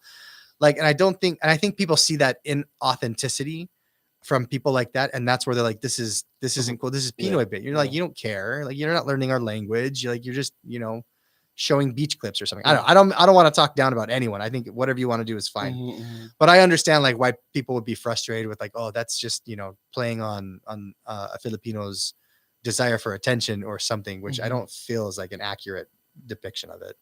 So I see that side of it, but I think when it comes to people who live here full time and they have a passion for content creation, Yeah. or they have a content for content creation and speaking a Yeah. language, Super. eating food, cooking food, just living here, I think that's great because I think it shows a lot more exposure of the Philippines Yeah. to, because Filipinos are super humble people. Like they're not going around bragging. They're not very like, what's that called in Feeling Philippines? themselves. Like mapagmalaki. Is that how you say like super like braggadocio? Yeah. So like for people like me that didn't grow up around Filipino culture or Filipinos, I didn't know anything about the Philippines. I had no understanding Me of the too, Philippines. bro. So I think the more content Mm. creators that are here making content and Spreading, yeah. spreading how cool it is here in the Philippines, how great life here can be. I think it's great. I think it just helps people understand and appreciate the culture more. And how do you deal when you get like certain comments about Pinoy baiting? Bahala sila sa kanilang buhay, bro. Bahala sila. Bahala na si Batman. That's what I say. Yeah. I'm like, I stopped reading comments a Yeah. while ago because like It's a lot. I feel like I'm a pretty positive person in Person. life, but like Yeah. for me, you can get 999 like really uplifting, fantastic comments, people very supportive, and then there's just one hater, and you're No. like, Yeah. and like it's so Yeah. easy. It's just Yeah. like as like a creative person who's like trying to be like a normal human. Mhm. It's like I know most content creators say they just blow it off. Like it hurts my feelings a lot when I read comments like that. Like it really, and like I don't have the bandwidth to like deal with that negativity and then try to be positive and create content that I like here creating. So I just stopped reading content or comments a Yeah. while ago. Yeah, and I just focus on making content I like and maybe some other people will like, and like that's good enough for me.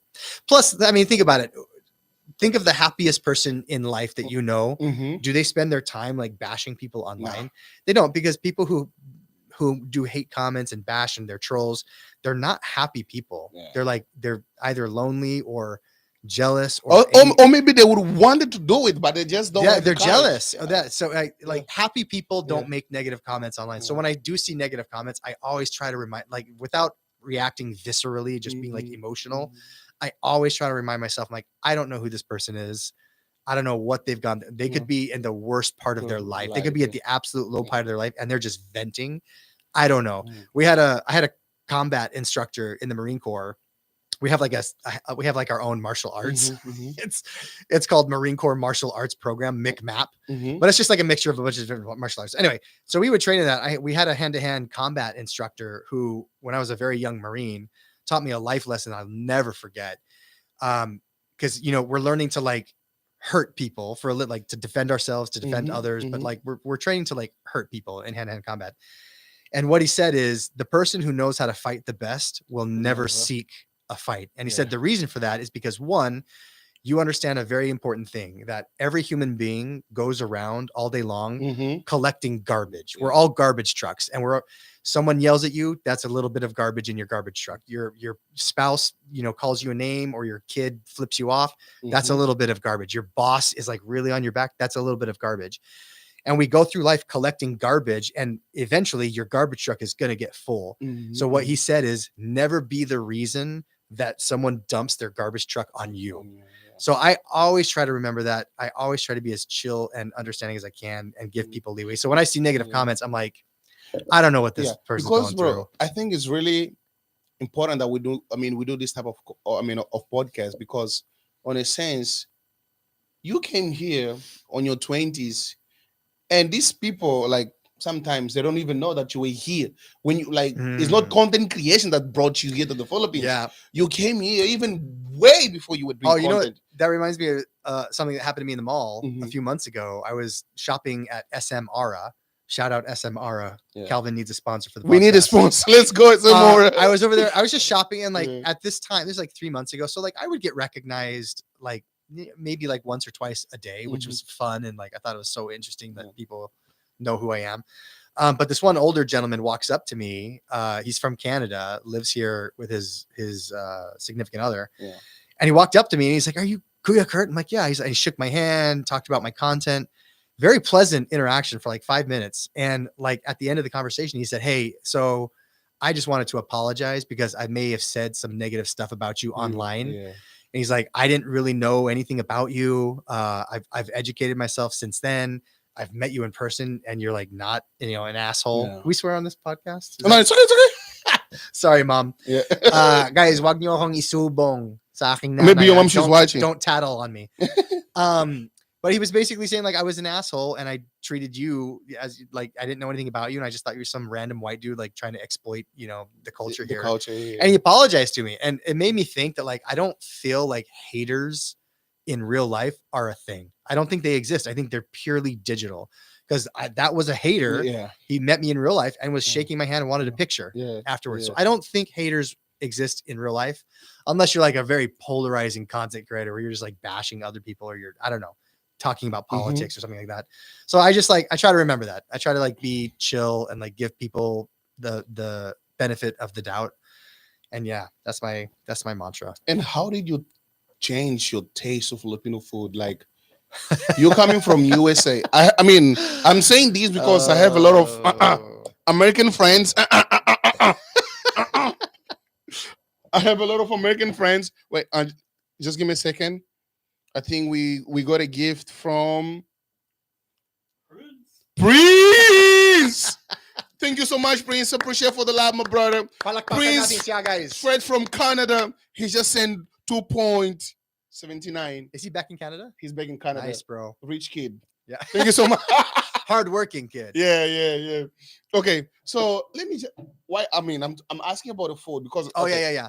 I mean, for one reason, I have a lot of American friends. Yeah. Not just American. This one here, you guys cannot see. My brother here, you cannot see. So, it's hard for not just him, friends as well, foreigners. That is kind of hard for them to adjust to Filipino food. Yeah. Like I know people here that are in the Philippines for like 5 to 10 years. They don't eat Filipino food, bro. Speaking of which, do we have a Filipino beer? I mean, we do have actually. We get a Filipino beer? Okay, just give bro, me a let's second. get a refill. Okay, guys, we come. Oh, pasensya guys, I'll chat with you. Sige, anong kakausapan natin ngayon gabi, guys? Anong balita? Ano yung ginagawa natin? Alam nyo, kapag paminsan-minsan lang sa aking buhay, meron akong mga isip na ganito. Yung mga kaisipan ko, guys, tignan nyo. Pakinggan nyo ako, Mazdan, sapagkat ito yung talagang gusto kong ibahagi sa inyo tungkol sa mga iniisipan ko. Kasi pag minsan-minsan sa iyong buhay, kailangan na ipag-isipan mo ng mabuti yung anumang bagay. Kailangan na magbigay ka ng iyong panahon, ng wasto sa idea na yun, di ba? So talagang ito ang sasabihin ko sa iyo, guys, kasi wala talaga akong sasabihin. Kaya ang ginagawa ko lang ay tuloy-tuloy mag-usap lang ako sa inyo. Kasi ito yung tawag sa content creator vocabulary, dead time. So walang dead time dito, guys. Walang patay na panahon.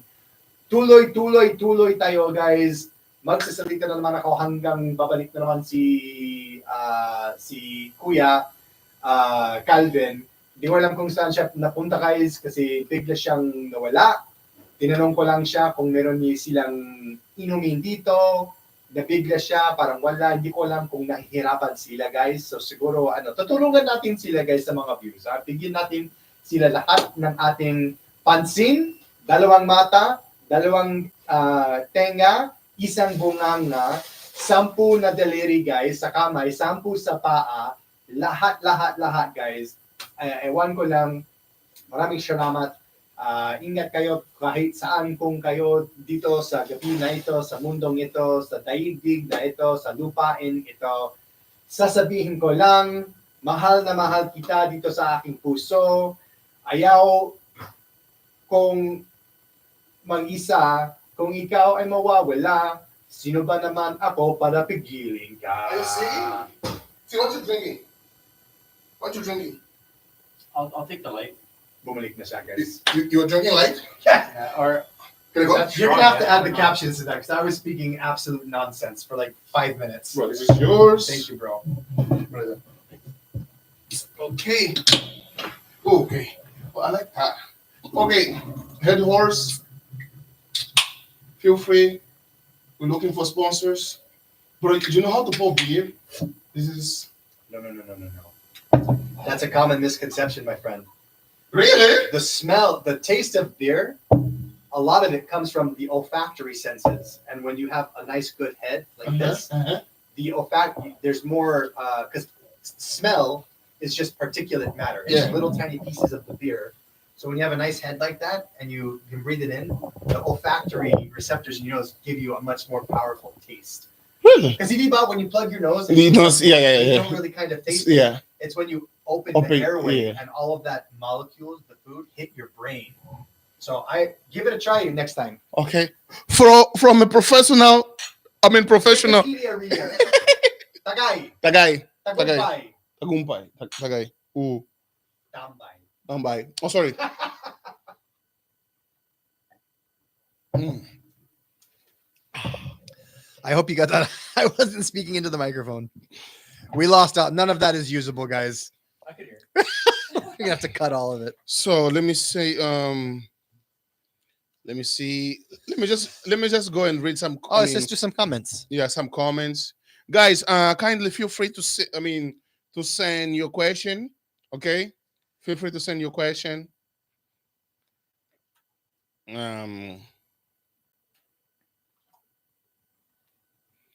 Feel free to send your question, guys. If you want to send it in Tagalog, you can see the chat, right? Yeah. If you want to pick up any question, brother, feel free. If you want to pick up, please. Somebody's asking about Brian. Who? Somebody's asking about Brian. Brian the Lion, what's that? Yeah, look. What happened to Brian the Lion? Where why you not active your channel on YouTube? Who's that? I don't know who Brian. that No, is. I know who he is. I know. No. I don't know. I don't know what happened. I don't know what happened. So, anyways, guys, so we got a beer already. We got San Miguel Light. So, okay, bro, just to kind of get back, right? Asking you Oh, Filipino food. Filipino food. Yeah. I had a funny story about Filipino food. Okay, let's go. So, when you're a missionary, Mm-hmm. your first 2 or 3 months of being a missionary are spent at what's called a missionary training center, MTC. So for me, I live in Salt Lake City, Utah. Mm-hmm. There was a missionary training center like 30 miles south of my house. So I lived there for the first 3 months. That's where you get like a crash course in Tagalog. You get a crash course on the culture. They kind of like prepare you to be a missionary. Oh, yeah. They get you accustomed to the schedule, the rigor, the discipline that you need to be a Wow. missionary. So anyway, I brought to the MTC just one check-in suitcase, right? And before I left to go to the Philippines, my parents and my family met me at the airport. It's a big thing in Utah. You like see your kid off on this mission. Mm-hmm. My mom brought a carry-on luggage for me she was supposed to be medical supplies. Yeah. So like bandages, alcoholic wipes, things that she thought I would need. And so she gave it to me so I didn't have to like lug it around from, place to place. So we boarded the plane. I fly all the way to the Philippines. We had a stop in China, I think, and then came to Manila, stayed in Manila for like 5 or 6 hours to sleep, up to Baguio to Vigan to Abra. I get to Benguet, my area where I'm living, 72 hours, no sleep. Mm. I open up the carry-on suitcase. What It was filled with American snacks and candy. My mom had completely taken out because she's like, he's not going to need any of this. Yeah. So she's filled it completely full of just candy, beef jerky, just lots of stuff. And so for the first month that I was here in the Philippines, it was so hard for me to eat rice 3 times a day. It was very difficult because I went from eating rice like a couple of times a year. Like my mom would make like a chicken casserole with rice as the main piece of it. So I wasn't used to it. And I didn't have an appetite for anything. Like I just didn't feel like eating anything. So for the entire excuse me. Lashing na ako, guys, pasensya. So my entire first month here in the Philippines, I survived on eating American candy. It was crazy. absolutely wild. Mhm. And then once that ran out, and I was like, okay, no more choice. I had no more choice. Yeah, I was hungry. Yeah. So I started eating, rice 3 times a day. We were cooking at home. We were eating at the houses of members of the congregation. Mhm. So very, very quickly, I learned all about Filipino food. I learned to appreciate Filipino food, the flavors, the variation between regions. Mhm, It was just, mhm. it I was, love that. it was amazing. I love that. I mean, about the Philippines. Yeah, I love that every region has because like every region, every Yeah, family has like yeah. a slightly different. That's why I love Yeah, going to yeah, carinderias yeah. on my content, because it's Yeah. like it's home cooked Yeah. food. I love it. Because here, I mean, this is what I say. I mean, sometimes, bro, Philippines is not just about adobo. No, Bro, there's a and that's what lot people of think. food They for you think to try. pancit, adobo, and Sinigang. not even sinigang. This one, Shi- turon, lumpia. lumpia. Okay, Those are like, well, if you're in yeah, at lumpia, least in yeah, America, yeah.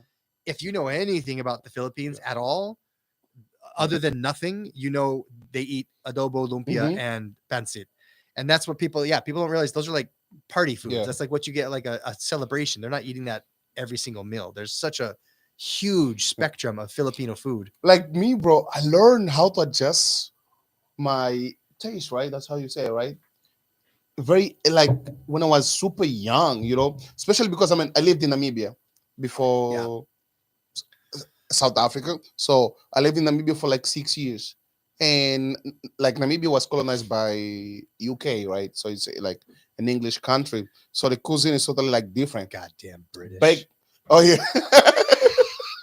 So Pasensya, guys, I don't yeah. usually swear. Yeah. So back in Angola, like it's a Portuguese cuisine, But when you go to Namibia, it's totally different. Bro, and then you just need to adjust yourself. Yeah. Going to South Africa, the same thing.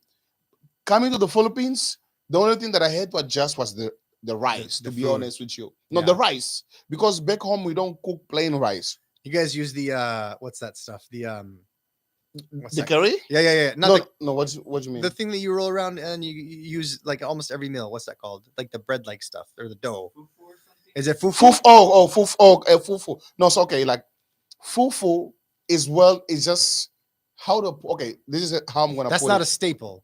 That's not No, like a our constant. staple food is fufu, Okay. but we don't cook. Like an example, if you fufu is mainly because of Nigeria. Yeah. Okay, if you give a fufu from Angola to a Nigerian, he wouldn't eat it Really? because it's different. The way we cook, Ah. so you see, like the way we cook, it's totally different. Yeah. Me, I don't eat Nigerian fufu because it's not the same too. Like You don't like it, or it's just not your favorite. it's just not my favorite. It's not just because it's it's like really. But they don't hard. eat Angolan fufu because they think it's different. So who's right? I think us. I think us. Bro. Imagine Uh, it took me how to put it You guys have to say in the comments who's had Angolan fufu and or Nigerian fufu. Nigerian fufu. Bro, you know what? Which one's Like, better? it took me years for me to cook. I mean, for us to cook fufu here in the Philippines. I would only be cooking fufu whenever someone is coming from Angola. Are there any Angolan restaurants here? No, there's none. Not I a think the single first one. one is gonna be me. But God bless us. there's a big Let's go. population of Angolans here. No. So, like today, I just found out we're like 400 something. Oh, okay. We're like 400. I wonder how many. I 400. wonder how many customers you need to like be sustainable as a restaurant. Like if there's a minimum amount you need to be able We to have some service. Nigerian restaurant here, African restaurant in that sense. Yeah. But it's not like big thing. Yeah. But like maybe 1, 2. So yeah, I mean, if God will bless us one day. You gotta come to I'll do a my a Angolan food review. restaurant. Yeah, bro. So I was talking about fufu, right? Bro, I was able to find cassava flour for the first time in the Philippines after 10 years. Is that an ingredient for fufu? For fufu, cassava flour. It's Oh. made by cassava, right? Oh, okay. Yeah, it's cassava. It's like a porridge, Yeah, literally. yeah. So it's made by cassava. So, I've never had it. I've only seen it on So social media. yeah, I was always buying things. So I bought cassava starch, but when you do it, it's like glue. So it's not the same. It's no good. It's not good. Last week, my sister's here. I bought a cassava flour, and we cook it, bro. It's not the same because this one is more clear. This one really they clean really well. It's better. We like it when it's a bit dirty. It's a bit dirty. Like I mean, yeah. So here it's more clear. So yeah, but it's softer too. But I try. I mean, she cooked it, and it was fine. I bought a kilo. When she cooked it, I bought 3 kilos. You should start the restaurant. See how it goes. You should start with But, like a but I food think stall. it's gonna be expensive. Nah, you start with a Knowing food that you need stall. to bring things from home, bro. Well, you need to bring a lot of Yeah. stuff. You know, it's funny because I was just in Vietnam and Mhm. we ate at a place called Calamansi Cafe, a Mhm. Filipino restaurant in Bangkok. Shout out Calamansi Cafe. It was divine, bro. If you guys want to go watch that, it's on my vlog. Mhm. It's shameless shout Link out. on the bio. Link in the bio. But on the menu it said to keep things authentic. Oh no, I'm sorry. This was at Lola's Kitchen. Lola's Kitchen. Shout out to Calamansi Cafe. It was absolutely phenomenal. But we ate again at a place Lola's called Kitchen. Lola's Kitchen, which looked like a giant Bahay Kubo. Mhm. Was the restaurant. But on their menu, they said to keep our flavors authentic and in keeping with traditional cooking methods. Bro, can I just All of our ingredients are sorry imported. to cut you off. Can I just give a shout out? Sweet Morena, who have sent 20 Canadian dollars. Oh, Is that how you say Sweet it? Morena. Sweet Morena, thank you so Ang much. bait niya talaga. Thank you so much. Appreciate. Do you know her? Sweet Morena's she's a great supporter. Oh She's wow! she's a Thank big you so much, supporter. Paul. Thank you so much. Ang Thank bait you. ni palapakan natin sila, guys. Thank you so much. Thank you so much. Thank you Ang so much. bait. Thank you, Sweet Morena. Yeah. Anyways, guys. So whenever somebody sends something, we need to stop just to kind of give a shout out to that person. So yeah, but bro, you were talking. I forgot, bro. Oh, what was he talking to The, us? the Vietnamese place Lola something. Oh yeah, they import all of their From ingredients No, but to make it authentic. bro. The thing is, Vietnam is just here. Yeah. It's like what 2 hours, 5 hours away, bro. Angola is. You know how long does it take from here to Angola? It's what okay. It's what I was even. I mean, talking with the. I mean, I was at the embassy today, right, bro? It takes. It's like literally 23 hours To fly. to fly. It's like the whole day, bro. You got to do it though, bro. You got to make the sacrifice. You got to make your Angolan restaurant Yeah. authentic. Yeah. It's got to be authentic. So now there's a Brazilian restaurant. Oh yeah, Yeah. Foca de Bua. Fogo de chão. Fogo de boa.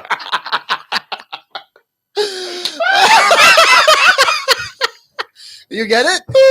Fogo de chão. Ay, Fogo de chão. Foca de Bunga. Fogo de chão. Fogo de chão. Do you speak Portuguese?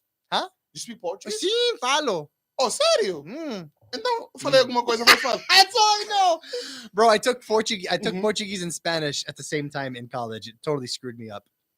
Really? But there's that dance. There's that dance where a guy is sitting down on the ground on his bum, and a lady will put her feet on his shoulders, Mm-hmm. and like she's facing this way. Brazilian? Brazilian, and she'll like hook her shoulders or hook her feet on the guy's shoulders, and then like slams him into her butt. It's called foco jabunga. I don't know. What's I think is that not a thing? Fogo de bunda? Maybe. Foco Fogo de bunda. jabunga in Portuguese. Does anyone know what I'm talking about? Bro, I'm not sure. I'll find it for you, bro. I'll find it. Let for me you. just give a shout out. Let me give a shout out to my brother Antonio Fernandez, who just messaged me on WhatsApp, letting me know that he's watching. Thank you so much, brother. Appreciate it for the love. So someone said, oh, I don't know. It's just a different question. Go. So yeah, you were, bro. You know what is crazy? A lot of Portuguese music, especially on TikTok, it goes viral. And sometimes people that like they don't even know what is the music all about. Fogajima, Fogajima, Fogajima, Fogajima. You know that song? No, I don't know. Hold on. Yeah, I, you can pull it out just few seconds because of yeah. copyright. They're a small band out of Brazil. She calls me love. Once again, Banda. guys, thank you so much for Banda. everybody that is here. If you didn't like this video yet, I would appreciate if you drop some like, yeah. Share your video with with your friends. It's our first time doing live, and we're gonna be doing another one on Sunday. So I would appreciate if you guys share with your friends and your feedback as well, because we used to do a pre-recorded podcast, right? T? So, and of course, we still Gotta learn a lot when it comes to life. So next time you guys will be watching the live, our logo is gonna be here, Manila Connection, my logo, Asbury, mostly like all the sponsors, they're gonna be here somewhere, you know. And if you wanna send, they can see you. So yeah, if you guys want to send any question, feel free to send, because that's why we do it live. We do it live to interact with you guys, to talk to you guys, to answer your question as well. Sometimes, as Kurt, he said he will be getting a lot of comments, but he can't answer to all the comments. So I feel like this is a time for you to ask your questions. So if you have any question, as long as you polite, you know how to good questions, you know. So Huwag feel kayong free, magtanong kung support ako, ha? Bawal yun. yeah, feel free to send your question, guys. We will really appreciate it. And just once again, just before we continue with our conversation, shout out to Asbury. This is where we will be doing the podcast for now and forever, hopefully. So yeah. Anyways, bro, let's get back here. Let's get back here. Let's okay, guys. This is bro. Shama Jamar. Okay. Got it. Got it. You know this one? Yeah, Shama the Jamar. more, yeah. She calls me love. That's a Yeah. Portuguese band, I know. Chama mi amor. Chama mi amor. She calls me love. No. She calls me life is ela chama mi de amor. Yeah, but they're saying it in a slang. Yeah, in slang. Okay, so guys, we have a big announcement. Me and Tagalog Kurt, he didn't even know about this. Bro, Kurt, You're you- Tagalog Calvin na. okay. I mean, no more Calvin Casio. Bro, but okay, Kurt. How do you okay? I know you as as Tagalog Kurt. Knowing that your name is Kurt, you know, but Tagalog Kurt is just because I feel it's more sweet when I call you Tagalog. I feel like I have I think it's because Tagalog for you it rolls off the tongue. Yeah. Tagalog Kurt. yeah, then Tagalog Kurt.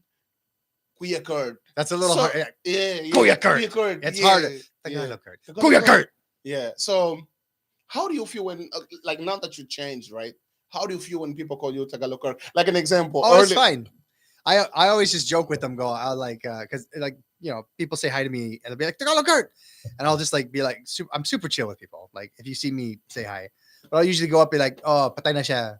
Ako si Kuya Kurt. Kuya Kurt. Incarnate. Yeah. I was just like, oh, he's dead. I'm Kuya Kurt now, and they're like, oh, Kuya Kurt. But that just means that they've been following me for a long, time. So yeah. like the OG followers. Was that a hard decision for you to? No, change not your name? really. No, because Were you scared? Like, were you scared? Oh, what if I change my name and people they cannot find me anymore? No, I wasn't so scared. Mhm, I see a lot of content creators change. Like there's a guy I follow named Brad Podre. I think his old handle was like your bastard father or something like that. But he had like 6 or 7 million followers and then changed his name to something different. And so like I see people doing it all the time. So I wasn't too concerned with it. Do you think you will still change one day? No. I like Kuya Kurt. Maybe one day I'll be Tito Kurt Tito Kurt. or Lolo when you Kurt. have the kids already. Or say just like I don't know, mga pamamkin, just nieces and nephews or something. I don't have any kids yet, so we'll see if that. Any ever plan? happens. Are you planning? You looking? I don't know, man.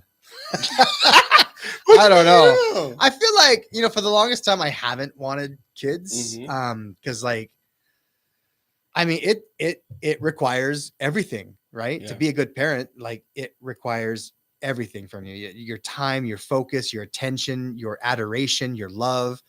And like for me, I don't know. I'm not married. I feel like you do need to raise kids in like a good family setting, like two parents, showing love and support. I don't know. I've never felt like I was ready. Is it good? Yeah. Oh yeah. And like an example, you single? You married? You take it? Hmm. Are you available? Me? Yeah. I'm single. Why you single? How can Walang this nagkakagusto sa akin. handsome guy look at you, bro? Blue eye. Is it blue or gray? Gray. Blue or gay? Gray. I mean, look at it. I can't see myself right now. I think it's gray. Gray, yeah, it's gray. Bro, they're blue. No, really? Okay. That's what it says on my driver's license. They're Okay. blue. Handsome guy Wag with a na. gray eye. Wag na. Six pack. It's Tuloy pa. Wag na. six pack is coming Tuloy pa. under construction. I'm just loading all the construction materials now. How can you be single? I don't know, man. I've always enjoyed my autonomy and like Mhm. my individualism and like my free time. I'm also an introvert. Like, despite I know there's a big misconception where people think introverts are like very quiet and shy, don't interact a lot, and extroverts are just like loud and. Mhm. But it's not true. It's introvert or extrovert. It's just you're one or the other depending on how your social battery is.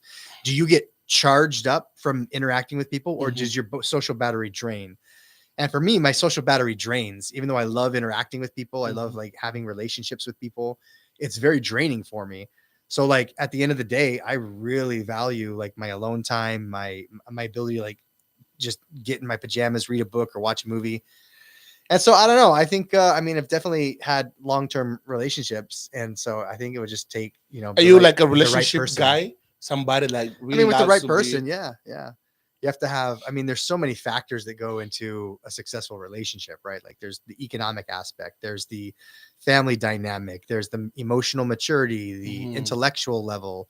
Like all of these things play a factor whether people want to accept it or not.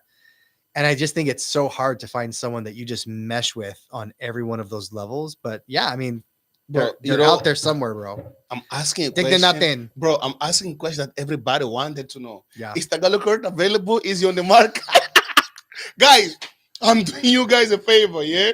That I'm is a doing you question guys a I favor. do get, Um, I do get asked. I do get asked, like, but that's just a piece of Filipino Yeah, culture. Like yeah. they always want to know like, what's your status? Who's your girlfriend? Like Yeah. if I have any female on my vlog, it Uh-huh, doesn't matter if uh-huh. it's like a passerby. It doesn't matter if it's the owner of the restaurant. It doesn't matter if it's my producer, Grishelle. People are always like, is that the girlfriend? Are you guys dating?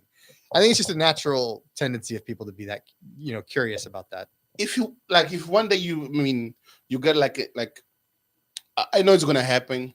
If you find somebody, would you like be posting on social media, or you type of No. person? I want it to be private.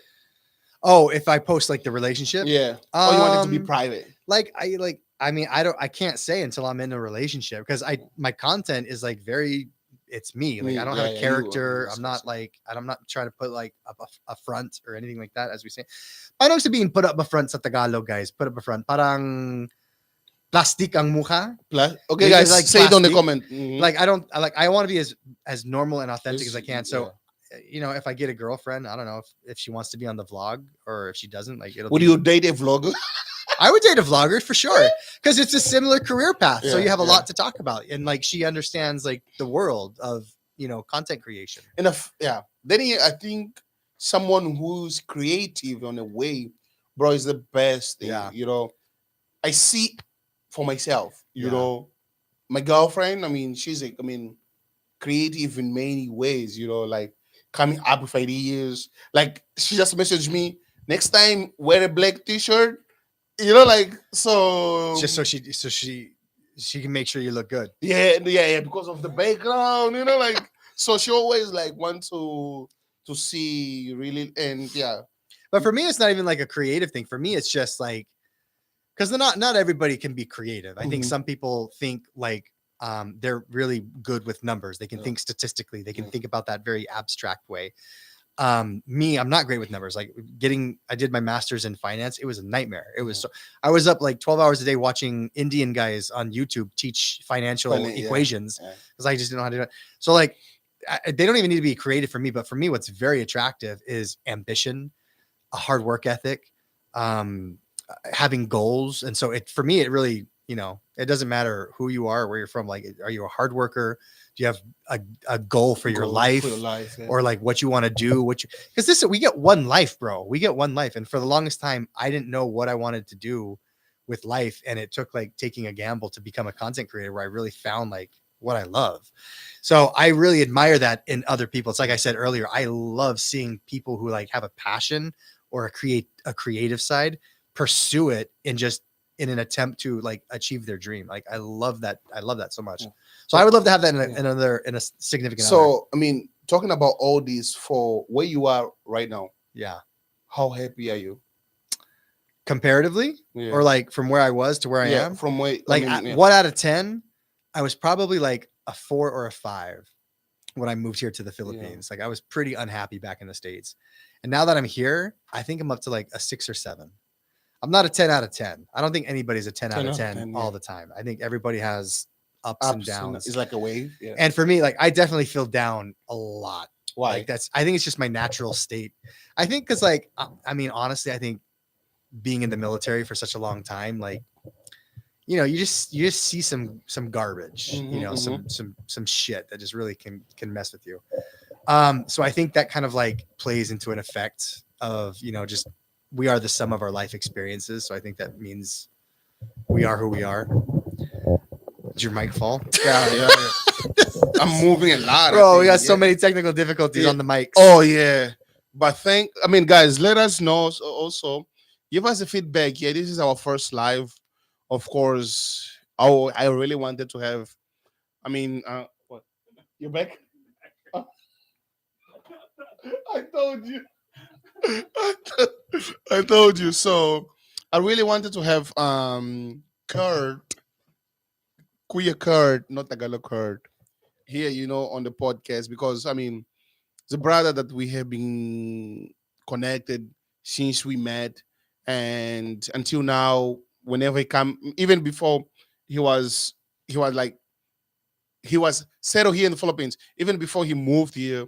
Whenever he will come here, even for like a week, 2 weeks, bro, let's just go out. Let's have some coffee. Let's have some tea. Just sharing what's working with one another. So he always, showed us love. So, brother, once again, and I'm really super duper happy knowing and seeing everything that is happening for him, or to his life, because it's not easy, especially to leave everything that you have in your country to go to a foreign country, knowing that he was stable. I know having all his family, his house, or whatever, and leave everything behind. You know what? I'm not happy here. Let me try to look for happiness, and seeing him, because I remember back in, I think this was March last year, before he moved here. So I was like, bro, do you think one day you might move here? And he was like, bro, yeah, I'm thinking about it. I'm thinking about it. And when he decided to move here, he messaged me, bro, I'm moving to the Philippines. I'm like, yeah, that's the way It's to go. happening. Yeah, it's happening. So It's happening now. yeah. So like seeing, I think like seeing whatever, like everything you have been doing, places you have been going, people show you love on the street. We were together. People come and ask for picture, because at the end of the day, it's not really just about the numbers. Is how you interact with people, the way you show yourself, because numbers just numbers, but the relationship we build through our content, through our videos, and seeing the position that you are right now. And I know you will still go beyond expectation. Beyond, like really big, big, big. So as a younger brother, I'm super super super super duper proud of what you have been doing, and you're definitely like an inspiration to all of us. Inspiration to me. I need to speak Tagalog, and Tagalog Kurt has been helping me a lot. What? Kuya Kurt. Kayang-kaya mo yun. No, bro, it's just... no, no. Kayang-kaya. Sorry to disrupt your flow, man. Yeah. Okay, guys, I'll give. Oh, wait. Can I mention something? Yeah. Somebody has a good question in the comments. Okay. What did you This say? is Mark Anthony Domingo. He said, "Okay, you guys have been doing a great job promoting our country, but if there's something that Filipinos could learn from your culture, what would it be?" I don't know. I thought that was a good question. Okay. Something that I think Filipinos can learn from my culture. I can go first, or you want to go Yeah, first? I'm trying to think. Okay. For me, I kind of have an idea already. Okay, go. Yeah. So, okay, do you know what is Filipino party, right? Yeah. You know how Filipinos they vibe and stuff like that, right? Which was a culture shock for me when I came to the Philippines. You will find karaoke. Yeah. So back home we have what is called kuduro. Kuduro, it's a dance that I wish it's worldwide. So danza kuduro. There's one music danza kuduro, but Mm-mm. it's not from Angola. So I wish I would be going to. I like parties. Now that I'm a bit older and stuff like that, I don't really party that much. But I would love to go to a Filipino party. They will be playing Angolan music. It's like an Afrobeat, but it's different. It's like an Afrobeat, but it's different. Where no matter where you are, people that will be dancing, jumping, like bro, it's crazy, amazing dance. And another one, it will be Kizomba. I miss Kizomba. That's a dance. Dance, yeah. Kizomba, it's like you and the girl dancing together. It's like salsa, but it's not salsa. So if it's something, because by the way, guys, if you guys don't know, Kizomba, it started in Angola. Please go and search it out. Kuduro, like now you have Kizomba everywhere, but it started in Angola. So I just need to make it clear. And in the Philippines, there's two Filipinos that I know that they're teaching Kizomba. So they went to Portugal. They stayed there for like 2 years to learn Kizomba, and now they came to the Philippines. Now that teaching Filipinos on how to this Kizomba. So I wish Kizomba was part of Filipino culture. Your girl says no kizumba for you, Calvin. And she hit us with 99 feet. Julia, oh, okay, okay, okay. Let me see this Kizomba. By the way, guys, thank you so much, Julia Serad. I won't allow it. So, but Kizomba is good, bro. I swear. By the way, that's my girlfriend. Kaya pala. I was like, she's angry. So yeah, I wish that. What about you, bro? I mean, I was trying to think the whole time you were thinking. I'm like, what aspect of American culture would I wish we brought over here? Talk. I mean, I don't love Filipino time. I'm very, very punctual. Punctual, yeah. I'm a very, very punctual person. It comes from military to military career. Yeah. It comes from just having respect for other people's time. Are we drinking like that? Bro, you're like 5 beers in, bro. That's mine. Yo. Okay. But also it's hard because like living in a metropolitan area of 20 million, one of the largest, densest cities on the planet, it's so hard to get from A to B. So I feel like Filipino time is like less bad in the provinces because you can get around a little bit more easily. But here in Manila, it's really tough to like get somewhere. Like on my way here, like I left for here 30 minutes before we were supposed to start, because Google Maps said it's a 20-minute drive. Yeah. And it turned out to be almost 55 minutes. And thankfully the driver got me here in like 35 minutes. Yeah. So I feel like that's also an aspect that has to be accounted for. And sorry, we were late though. Yeah, you guys were a lot later. Yeah, we were really late. I was over here like they're on Filipino time. sorry. Yeah. we had some technical issue.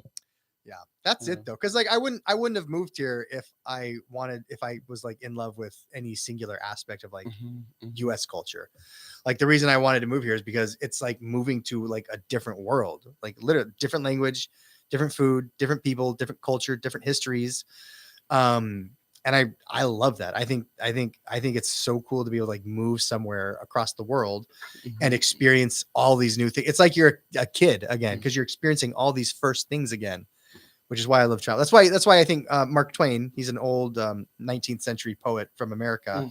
He said, travel kills prejudice, because how can you travel the world and experience Chinese cuisine, Russian cuisine, French people, Angolan hospitality? How can you travel and experience all of those things and still have like hatred for people? You can't.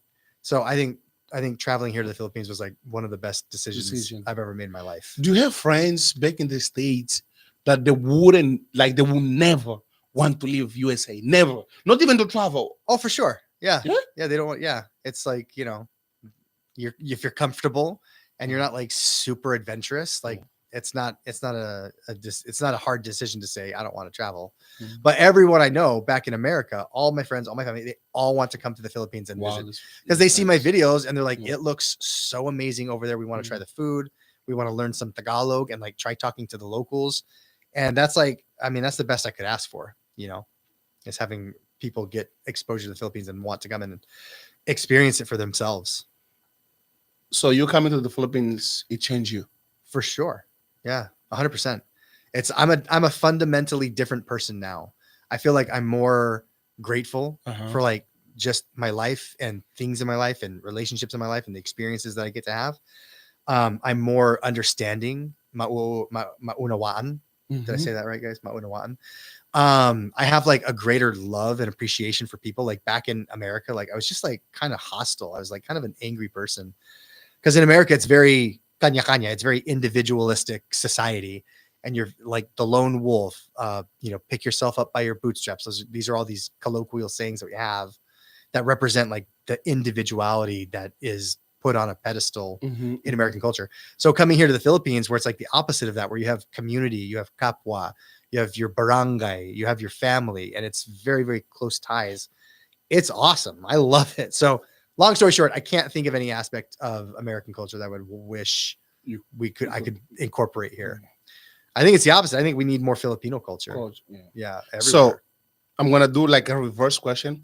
What is something about Filipino culture you wish you could take back to United States? Kapwa. 100%. The sense of kapwa.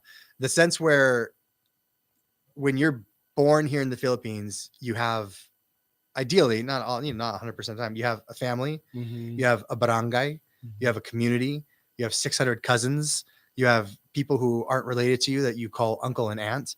It's this sense of belonging in a community that I think is so core to being a human being, because that's where we started. We started in communities, and moving to these big cities or moving out and being isolated in the provincia, I think that's a relatively new thing for humanity. And I think it's the cause of a lot of issues that we have, like the anxiety, the depression, the unhappiness that we find in the world. And that's why I think when foreigners come here to the Philippines and experience that sense of kapwa, of caring about other people, kabutihan loob, having a sense of duty, bayanihan, I think we experience that as foreigners, and we're like, holy shit, like this is what it's supposed to be like. And the Philippines is like, every country on earth has problems. The Philippines isn't a perfect nation. That's true. But it's where do you place your value? And for me, I place value on having a community and having close friends and close relationships, and just having a culture that shares that is so unique. Something I wish we had in America.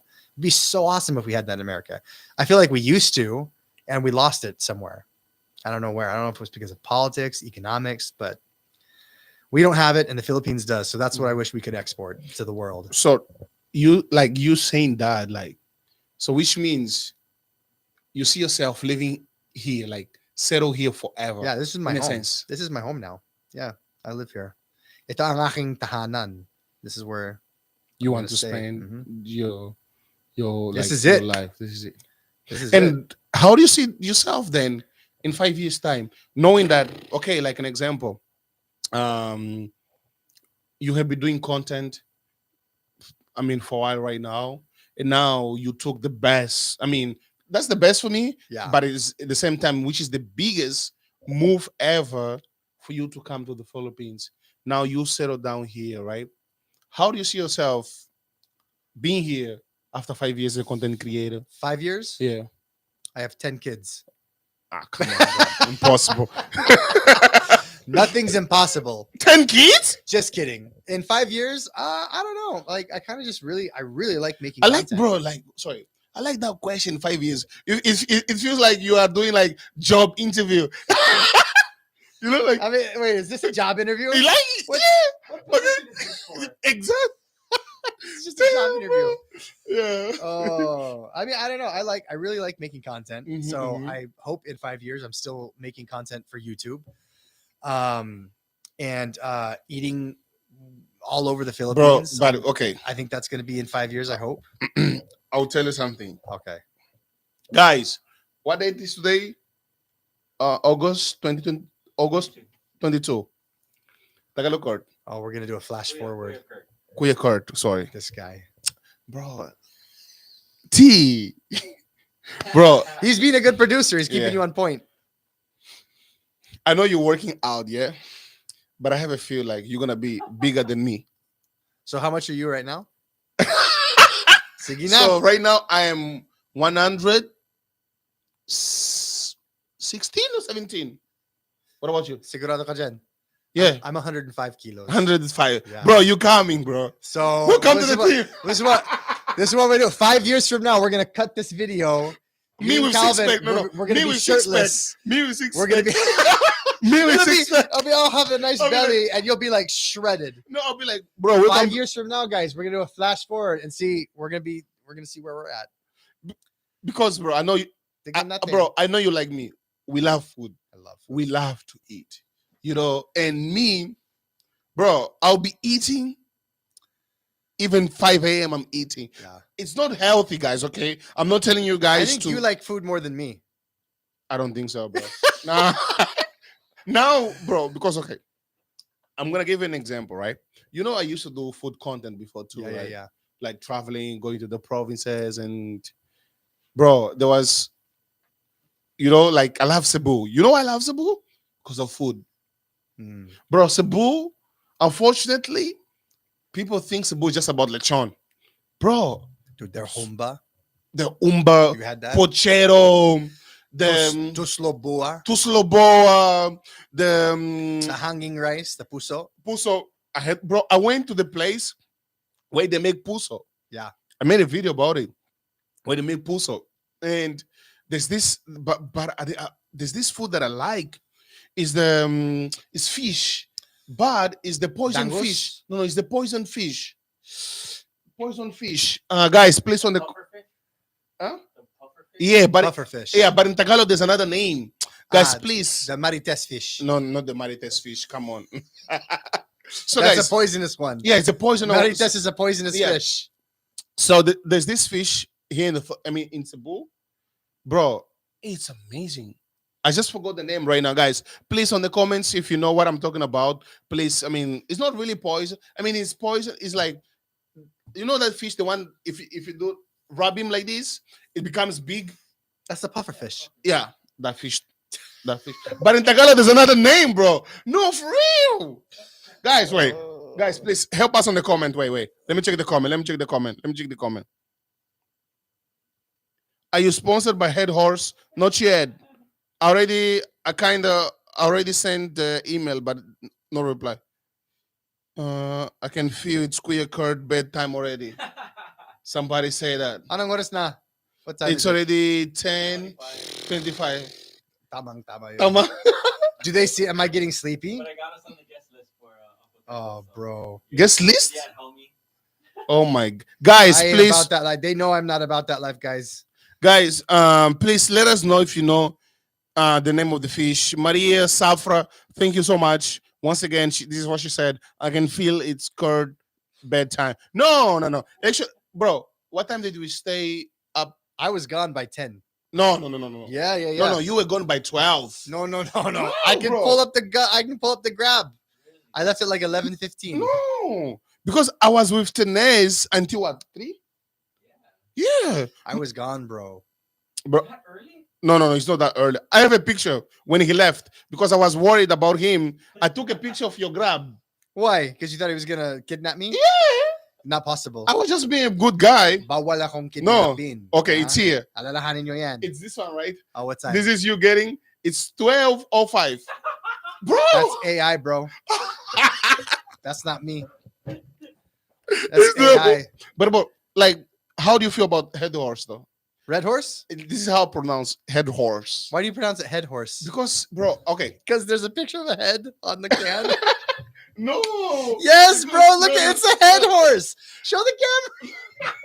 I mean, even though it's not sponsored, guys. Okay, check it out. It's a head horse. Okay, it's here. It's this It's way. literally a head. No, it's because okay.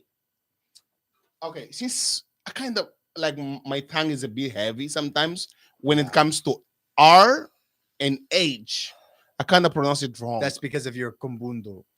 I think, but it's because I'm a As a Portuguese. Portuguese. Yeah, por causa do português. Mm. Because tipo hotel, I say hotel. A braço no chino Hotel. português. Hã? El braço no chino português português. Não, você está falando um português mesmo That's muito... that's what Portuguese sounds like. Yeah, It does yeah. sound like a puxa mal mal that you've been about. But have you noticed there's like different accent? Of course. It's just like in English, right?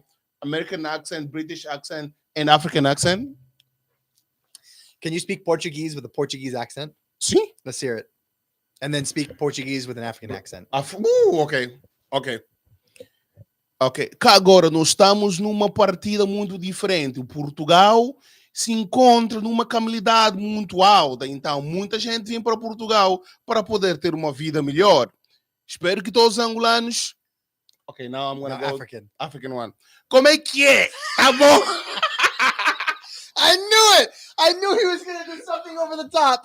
I knew it. I knew it, bro. It was the perfect setup. Como é? So, because it's like Portuguese back in Angola, we have a lot of like slangs, you know. Yeah, of So we just mix everything and stuff like that. Anyways, for how long we've been live already, T? bro, it's been Almost 2 hours. Almost 2 hours. We still have 3 hours to go. Yeah, we still have 3. 22 hours and 30 seconds. Sorry, how long is that? 30 seconds is going to be 2 hours. Okay, so guys, please send your last question just before we go. Yeah, and I ate big plate of lechon yesterday. Why you eat lechon big plate like that? I'm in Cebu right now, Calvin. Please enjoy. Look for pochero. Look for pochero in Cebu. You gonna pochero and puso, best combination ever. You're gonna love it. I mean, me. Did you go to the fast chef? There's like a fast chef in Cebu. The fastest chef in the world. When For you in what? Cebu. Like chopping? Cooking. Cooking what? Pancit. Mm. He cooks pancit in like 2 minutes, bro. Lasing na si Kurt. Miss Bago says. Medyo. Really? Sakto-sakto lang, guys. Yeah, bro, I'm a Listen. lightweight. I don't drink unless I'm with you, bro. Ah, You make me lashing. bro.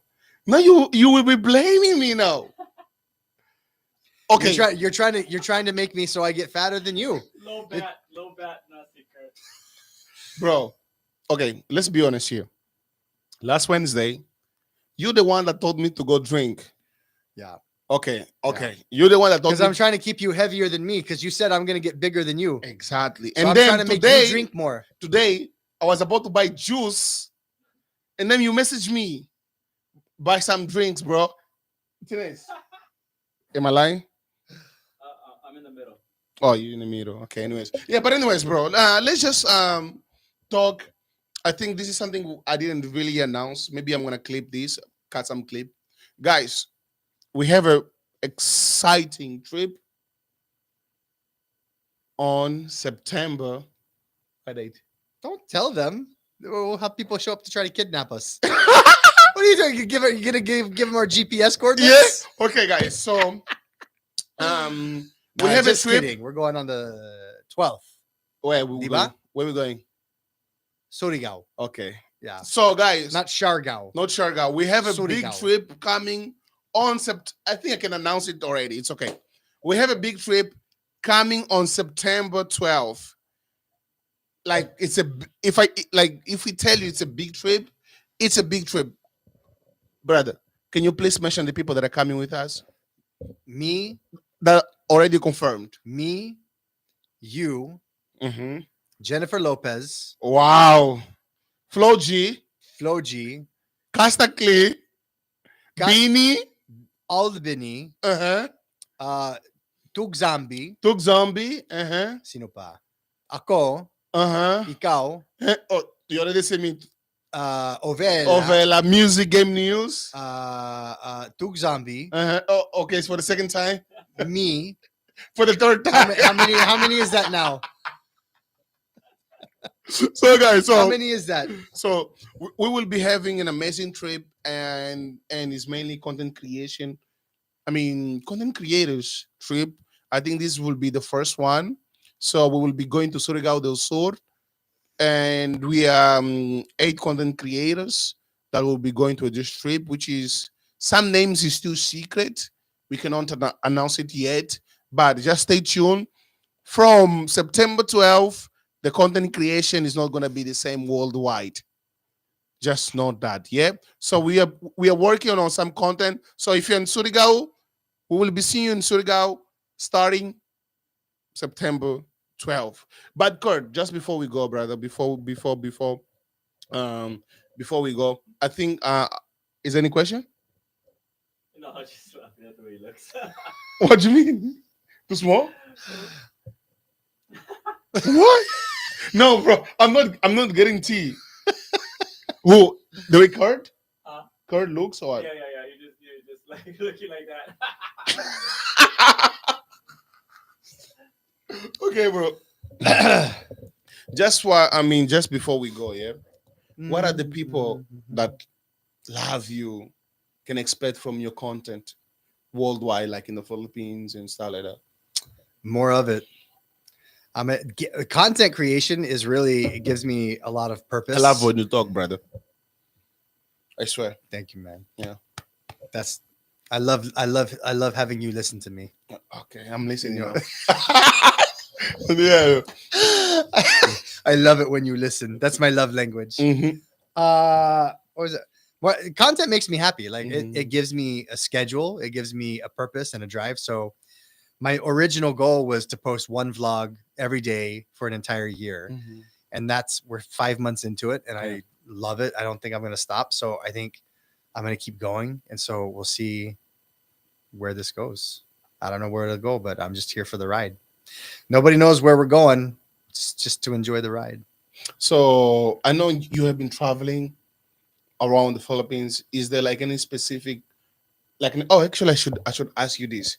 Since you have been here, have you gone to Abra? Not yet. Not yet. Mm-mm. You planning to go there anytime Yeah, soon? we're planning the trip now. Actually, I'm gonna go revisit a lot of people that I know up there that I haven't seen in 23 years, and we're gonna eat a lot of good Ilocano food. Mm-hmm, And I'm excited to see how, because I spent time already in San Juan La Union and Agoo La Union, two places I used to live. Excuse me, Sorry. I got the red horse Power. dig high. Yeah. So I went up to San Juan and Agoo, and it was like the cities I didn't recognize them at all from 20 years ago, like completely different cities.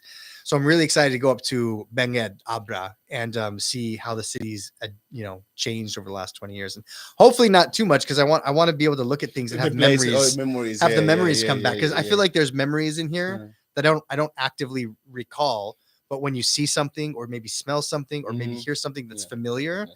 it can bring those memories back. So I'm excited for that trip. And I have watched your video when there was Typhoon, right? Like when Oh, you, yeah. when you Typhoon canceled, Imang. when you canceled vlogs and stuff. Knowing like when you were here for the first time, did you experience Typhoon?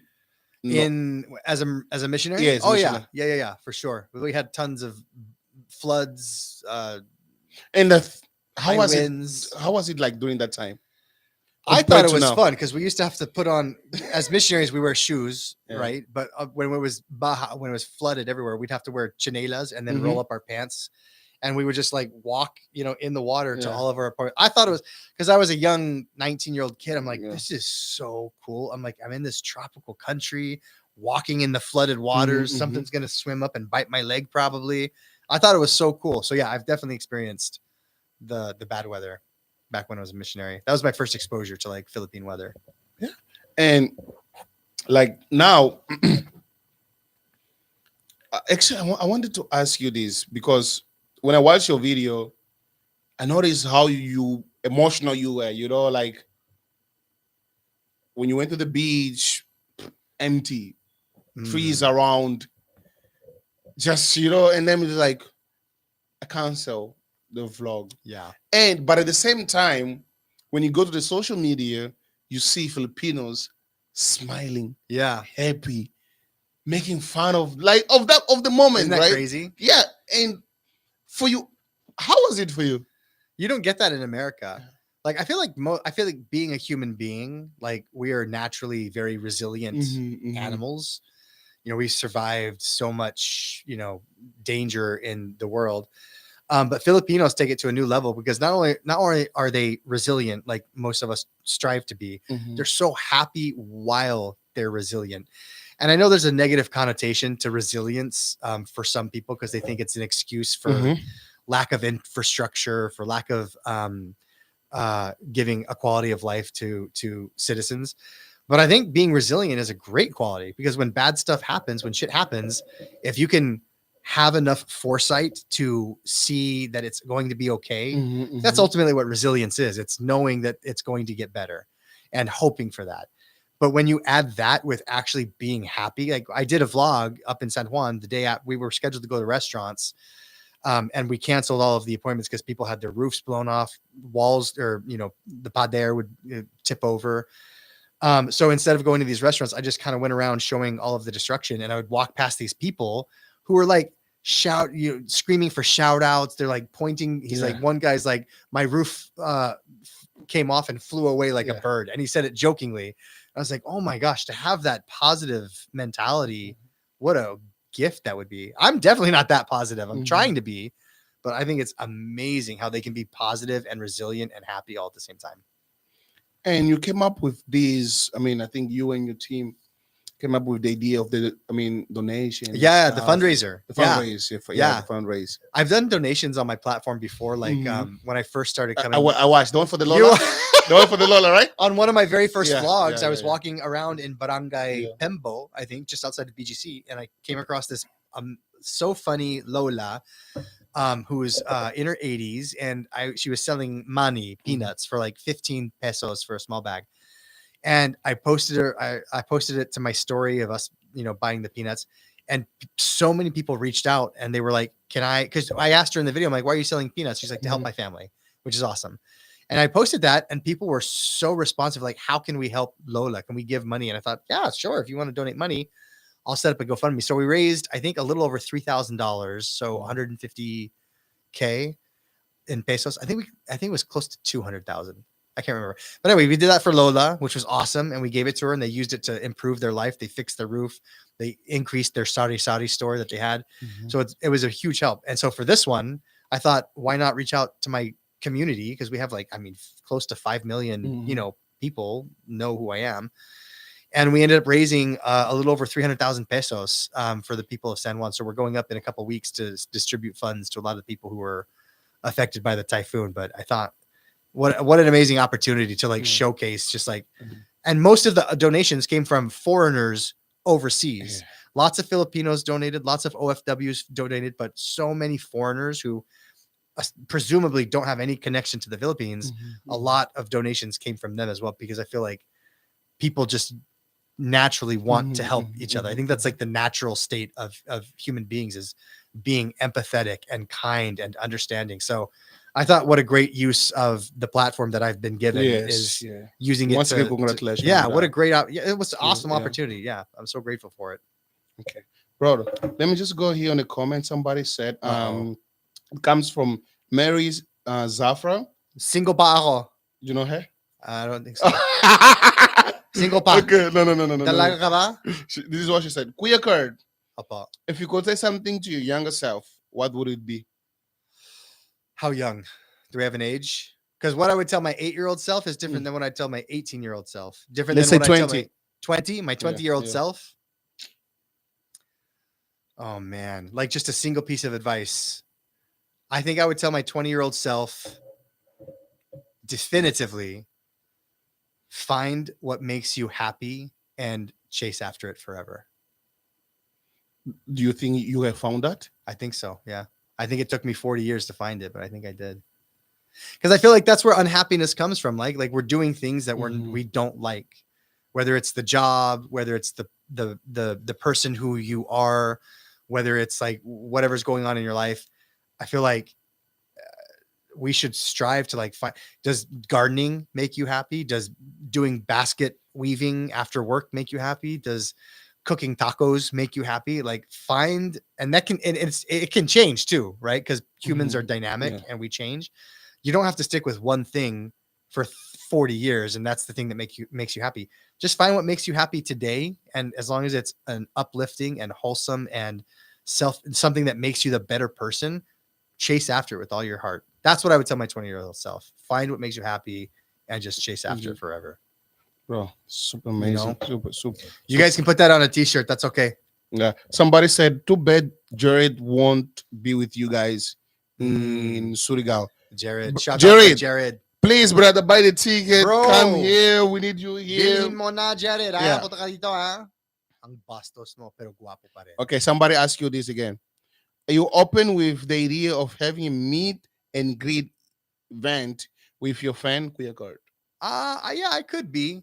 I had a negative interaction How? when I did when people knew where I was going to be and then showed up to meet me. I had some negative interactions in terms of just like, just very enthusiastic people, and they ended up following me home, and like it was just kind of like I just felt like I wasn't super safe, and so I've been hesitant to do like meet and greets because I don't know. I What love, happened if you don't mind? huh? What happened? Someone followed me home and then tried to. What? It's a boy or girl? It was a woman.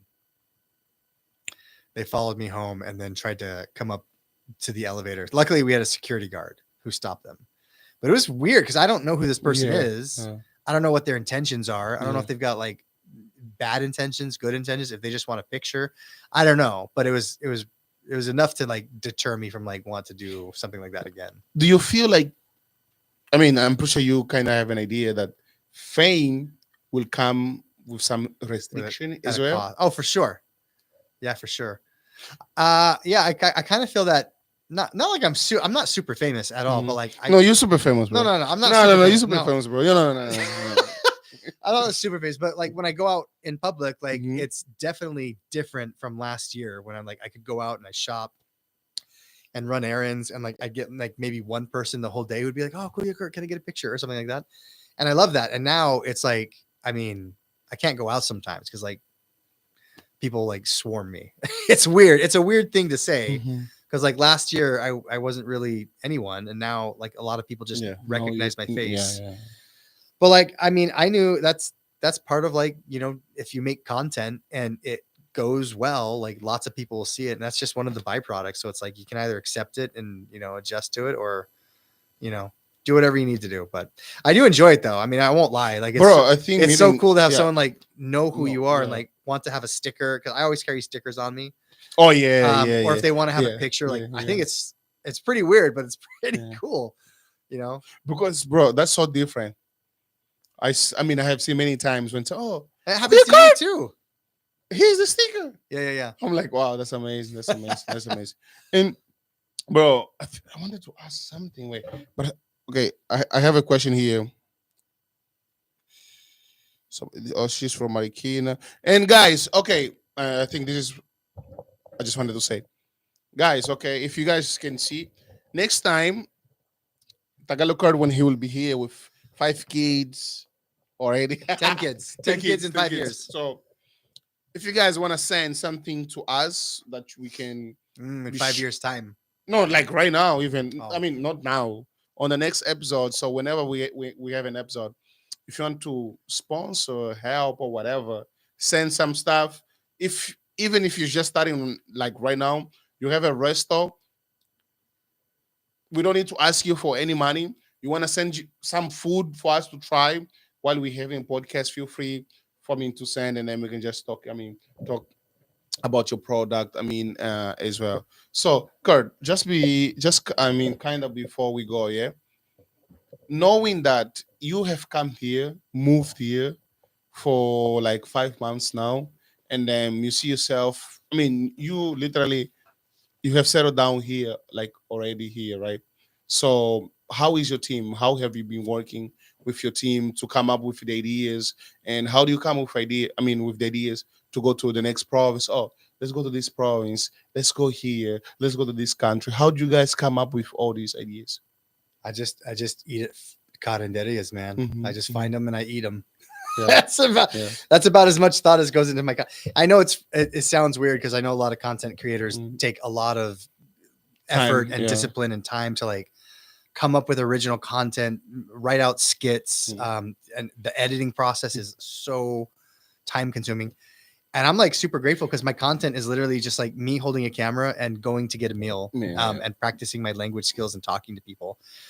And so it's like it's super easy content to make. Like the hardest part is the editing, but it's like I said, I love Sam Sulek, and so I wanted my vlogs to be similar to that, where it's like very few edits, no graphics, no like craziness. It's just me on camera Raw, talking. like POV, yeah. But in terms of like picking where to go, all my followers suggest where to go, so I get lots of suggestions for Davao, Palawan, Have Bohol. you been to Davao? Not yet. We're scheduling a trip.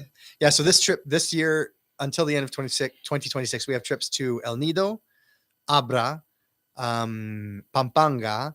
Oh, you're gonna laugh on Panga, I'm bro. gonna, yeah, I'm super excited. Cavite / Tagaytay, Masbate. Did I say Davao already? Davao, Yeah. Bohol, Surigao? I said Bohol, Surigao. So I've got about 7 or 8 trips, which I'm super because I've never been to these places. Yeah. So it's like me getting to experience this once in a lifetime thing where I get to experience El Nido for the Mhm. first time. And I think it's so cool that like, it's kind of weird, like recording yourself in public, but I'm so glad that I'm doing it because like when I'm 80 Do you years still old, feel weird? Like it's so weird, Yeah. bro. It's not normal. It's like, I feel so awkward and like self-conscious when I'm when walking people are around and looking. talking. Yeah. And I always tell people when I eat at the restaurants, like, put me in the corner where I'm not, annoying people, Or where I'm not disturbing, yeah. talking too loud. But I think it's so cool to like record this. And like when I'm 80 or 90 years old, I can look back 40 years ago. Yeah. I mean, think about 40 years ago, I was 3, I'm 43 now. So I like, how cool would it be is like, as a 43-year-old, I have some form of like really high Memories, def yeah. digital content that I can see me as a kid. So that's kind of like the way I think about it. It's like, it's super fun content to make. It's super easy for me to make. I have a great team that helps me. And I just get to travel around the Philippines, and it's like it's the best freaking job in the world, man. I love it. Have anyone ever asked you this?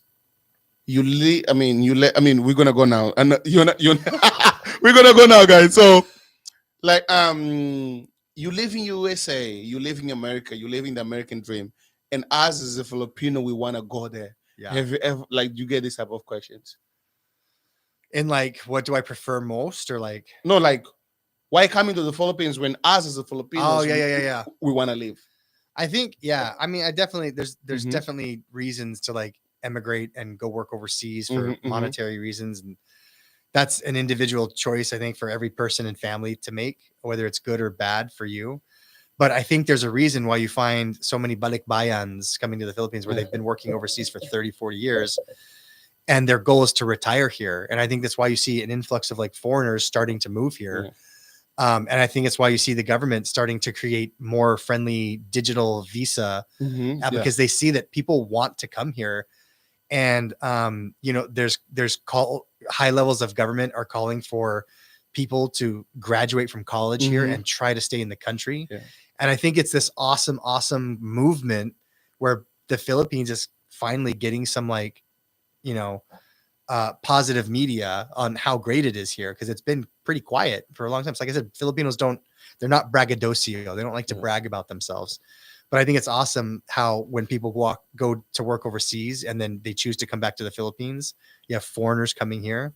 So I think it just says a lot about the culture and the lifestyle here, and just how amazing this, like I said earlier, this sense of kapwa, this sense of community and belonging is felt by anyone that comes here. So I always encourage people, like, if you want to come to the Philippines, come to the Philippines, give it a try, because you'll love it. You'll absolutely love it. Brother, once again, thank you so much. Just before we go, is there anything I didn't ask you that you would love to share with us? I just want to ask you, Yeah, go. Tagalog ito, Until December, yeah. tama ba na lahat kayo taga Angola, Uh-huh. supot kayo?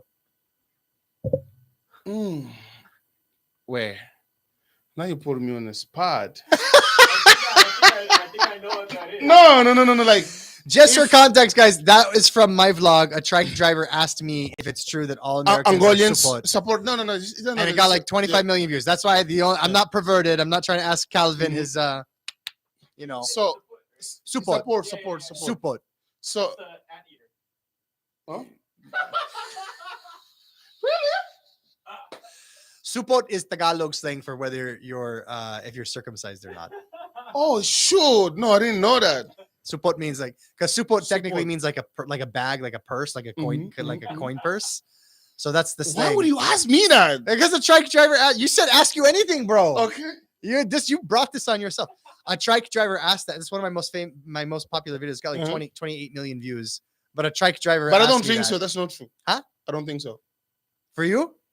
If I am, no. No, I said in Angola in general. I said in Angola in Angola. general. Okay, Nah. guys, alam nyo na. Nah. Alam nyo I na. don't know. I haven't seen the guys.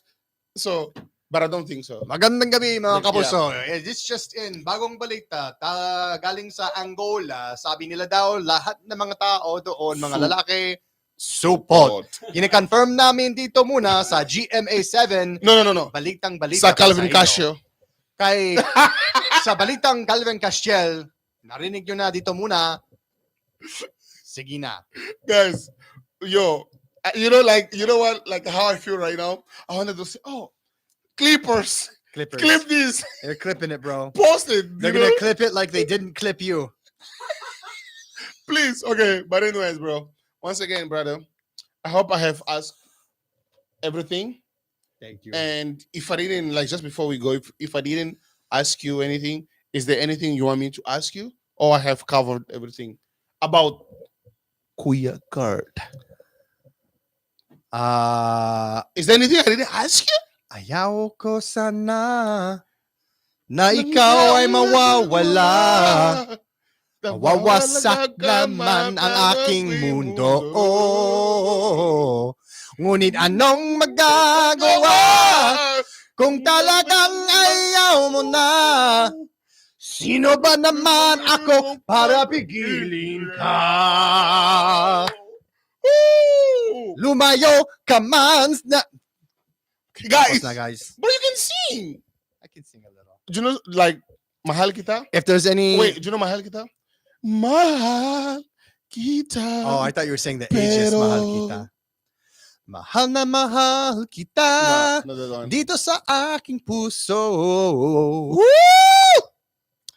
If there's any Filipino bands that want a white guy that speaks talagang terrible, masamang na panggit na Tagalog, sabihin nyo lang sa akin, guys. Available na ako para sa mga gigs dito sa QC, Mandaluyong, at PGC. And if you guys need to contact him, please reach out to me. I'm the manager. I gotta get 25%. Anyways, guys, thank you so much for watching. Please subscribe if you haven't subscribed to the channel yet.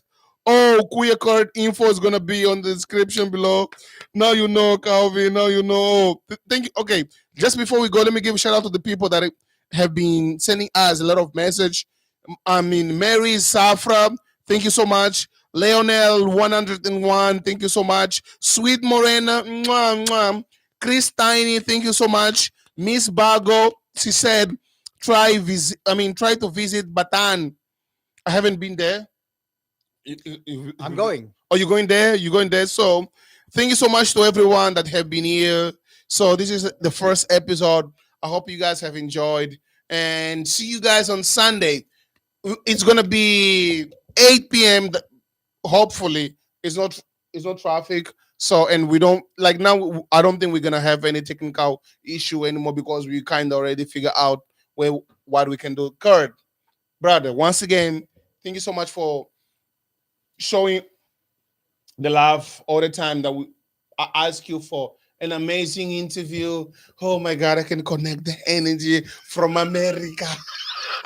Wait, do this again. Guys, This is the thumbnail. go!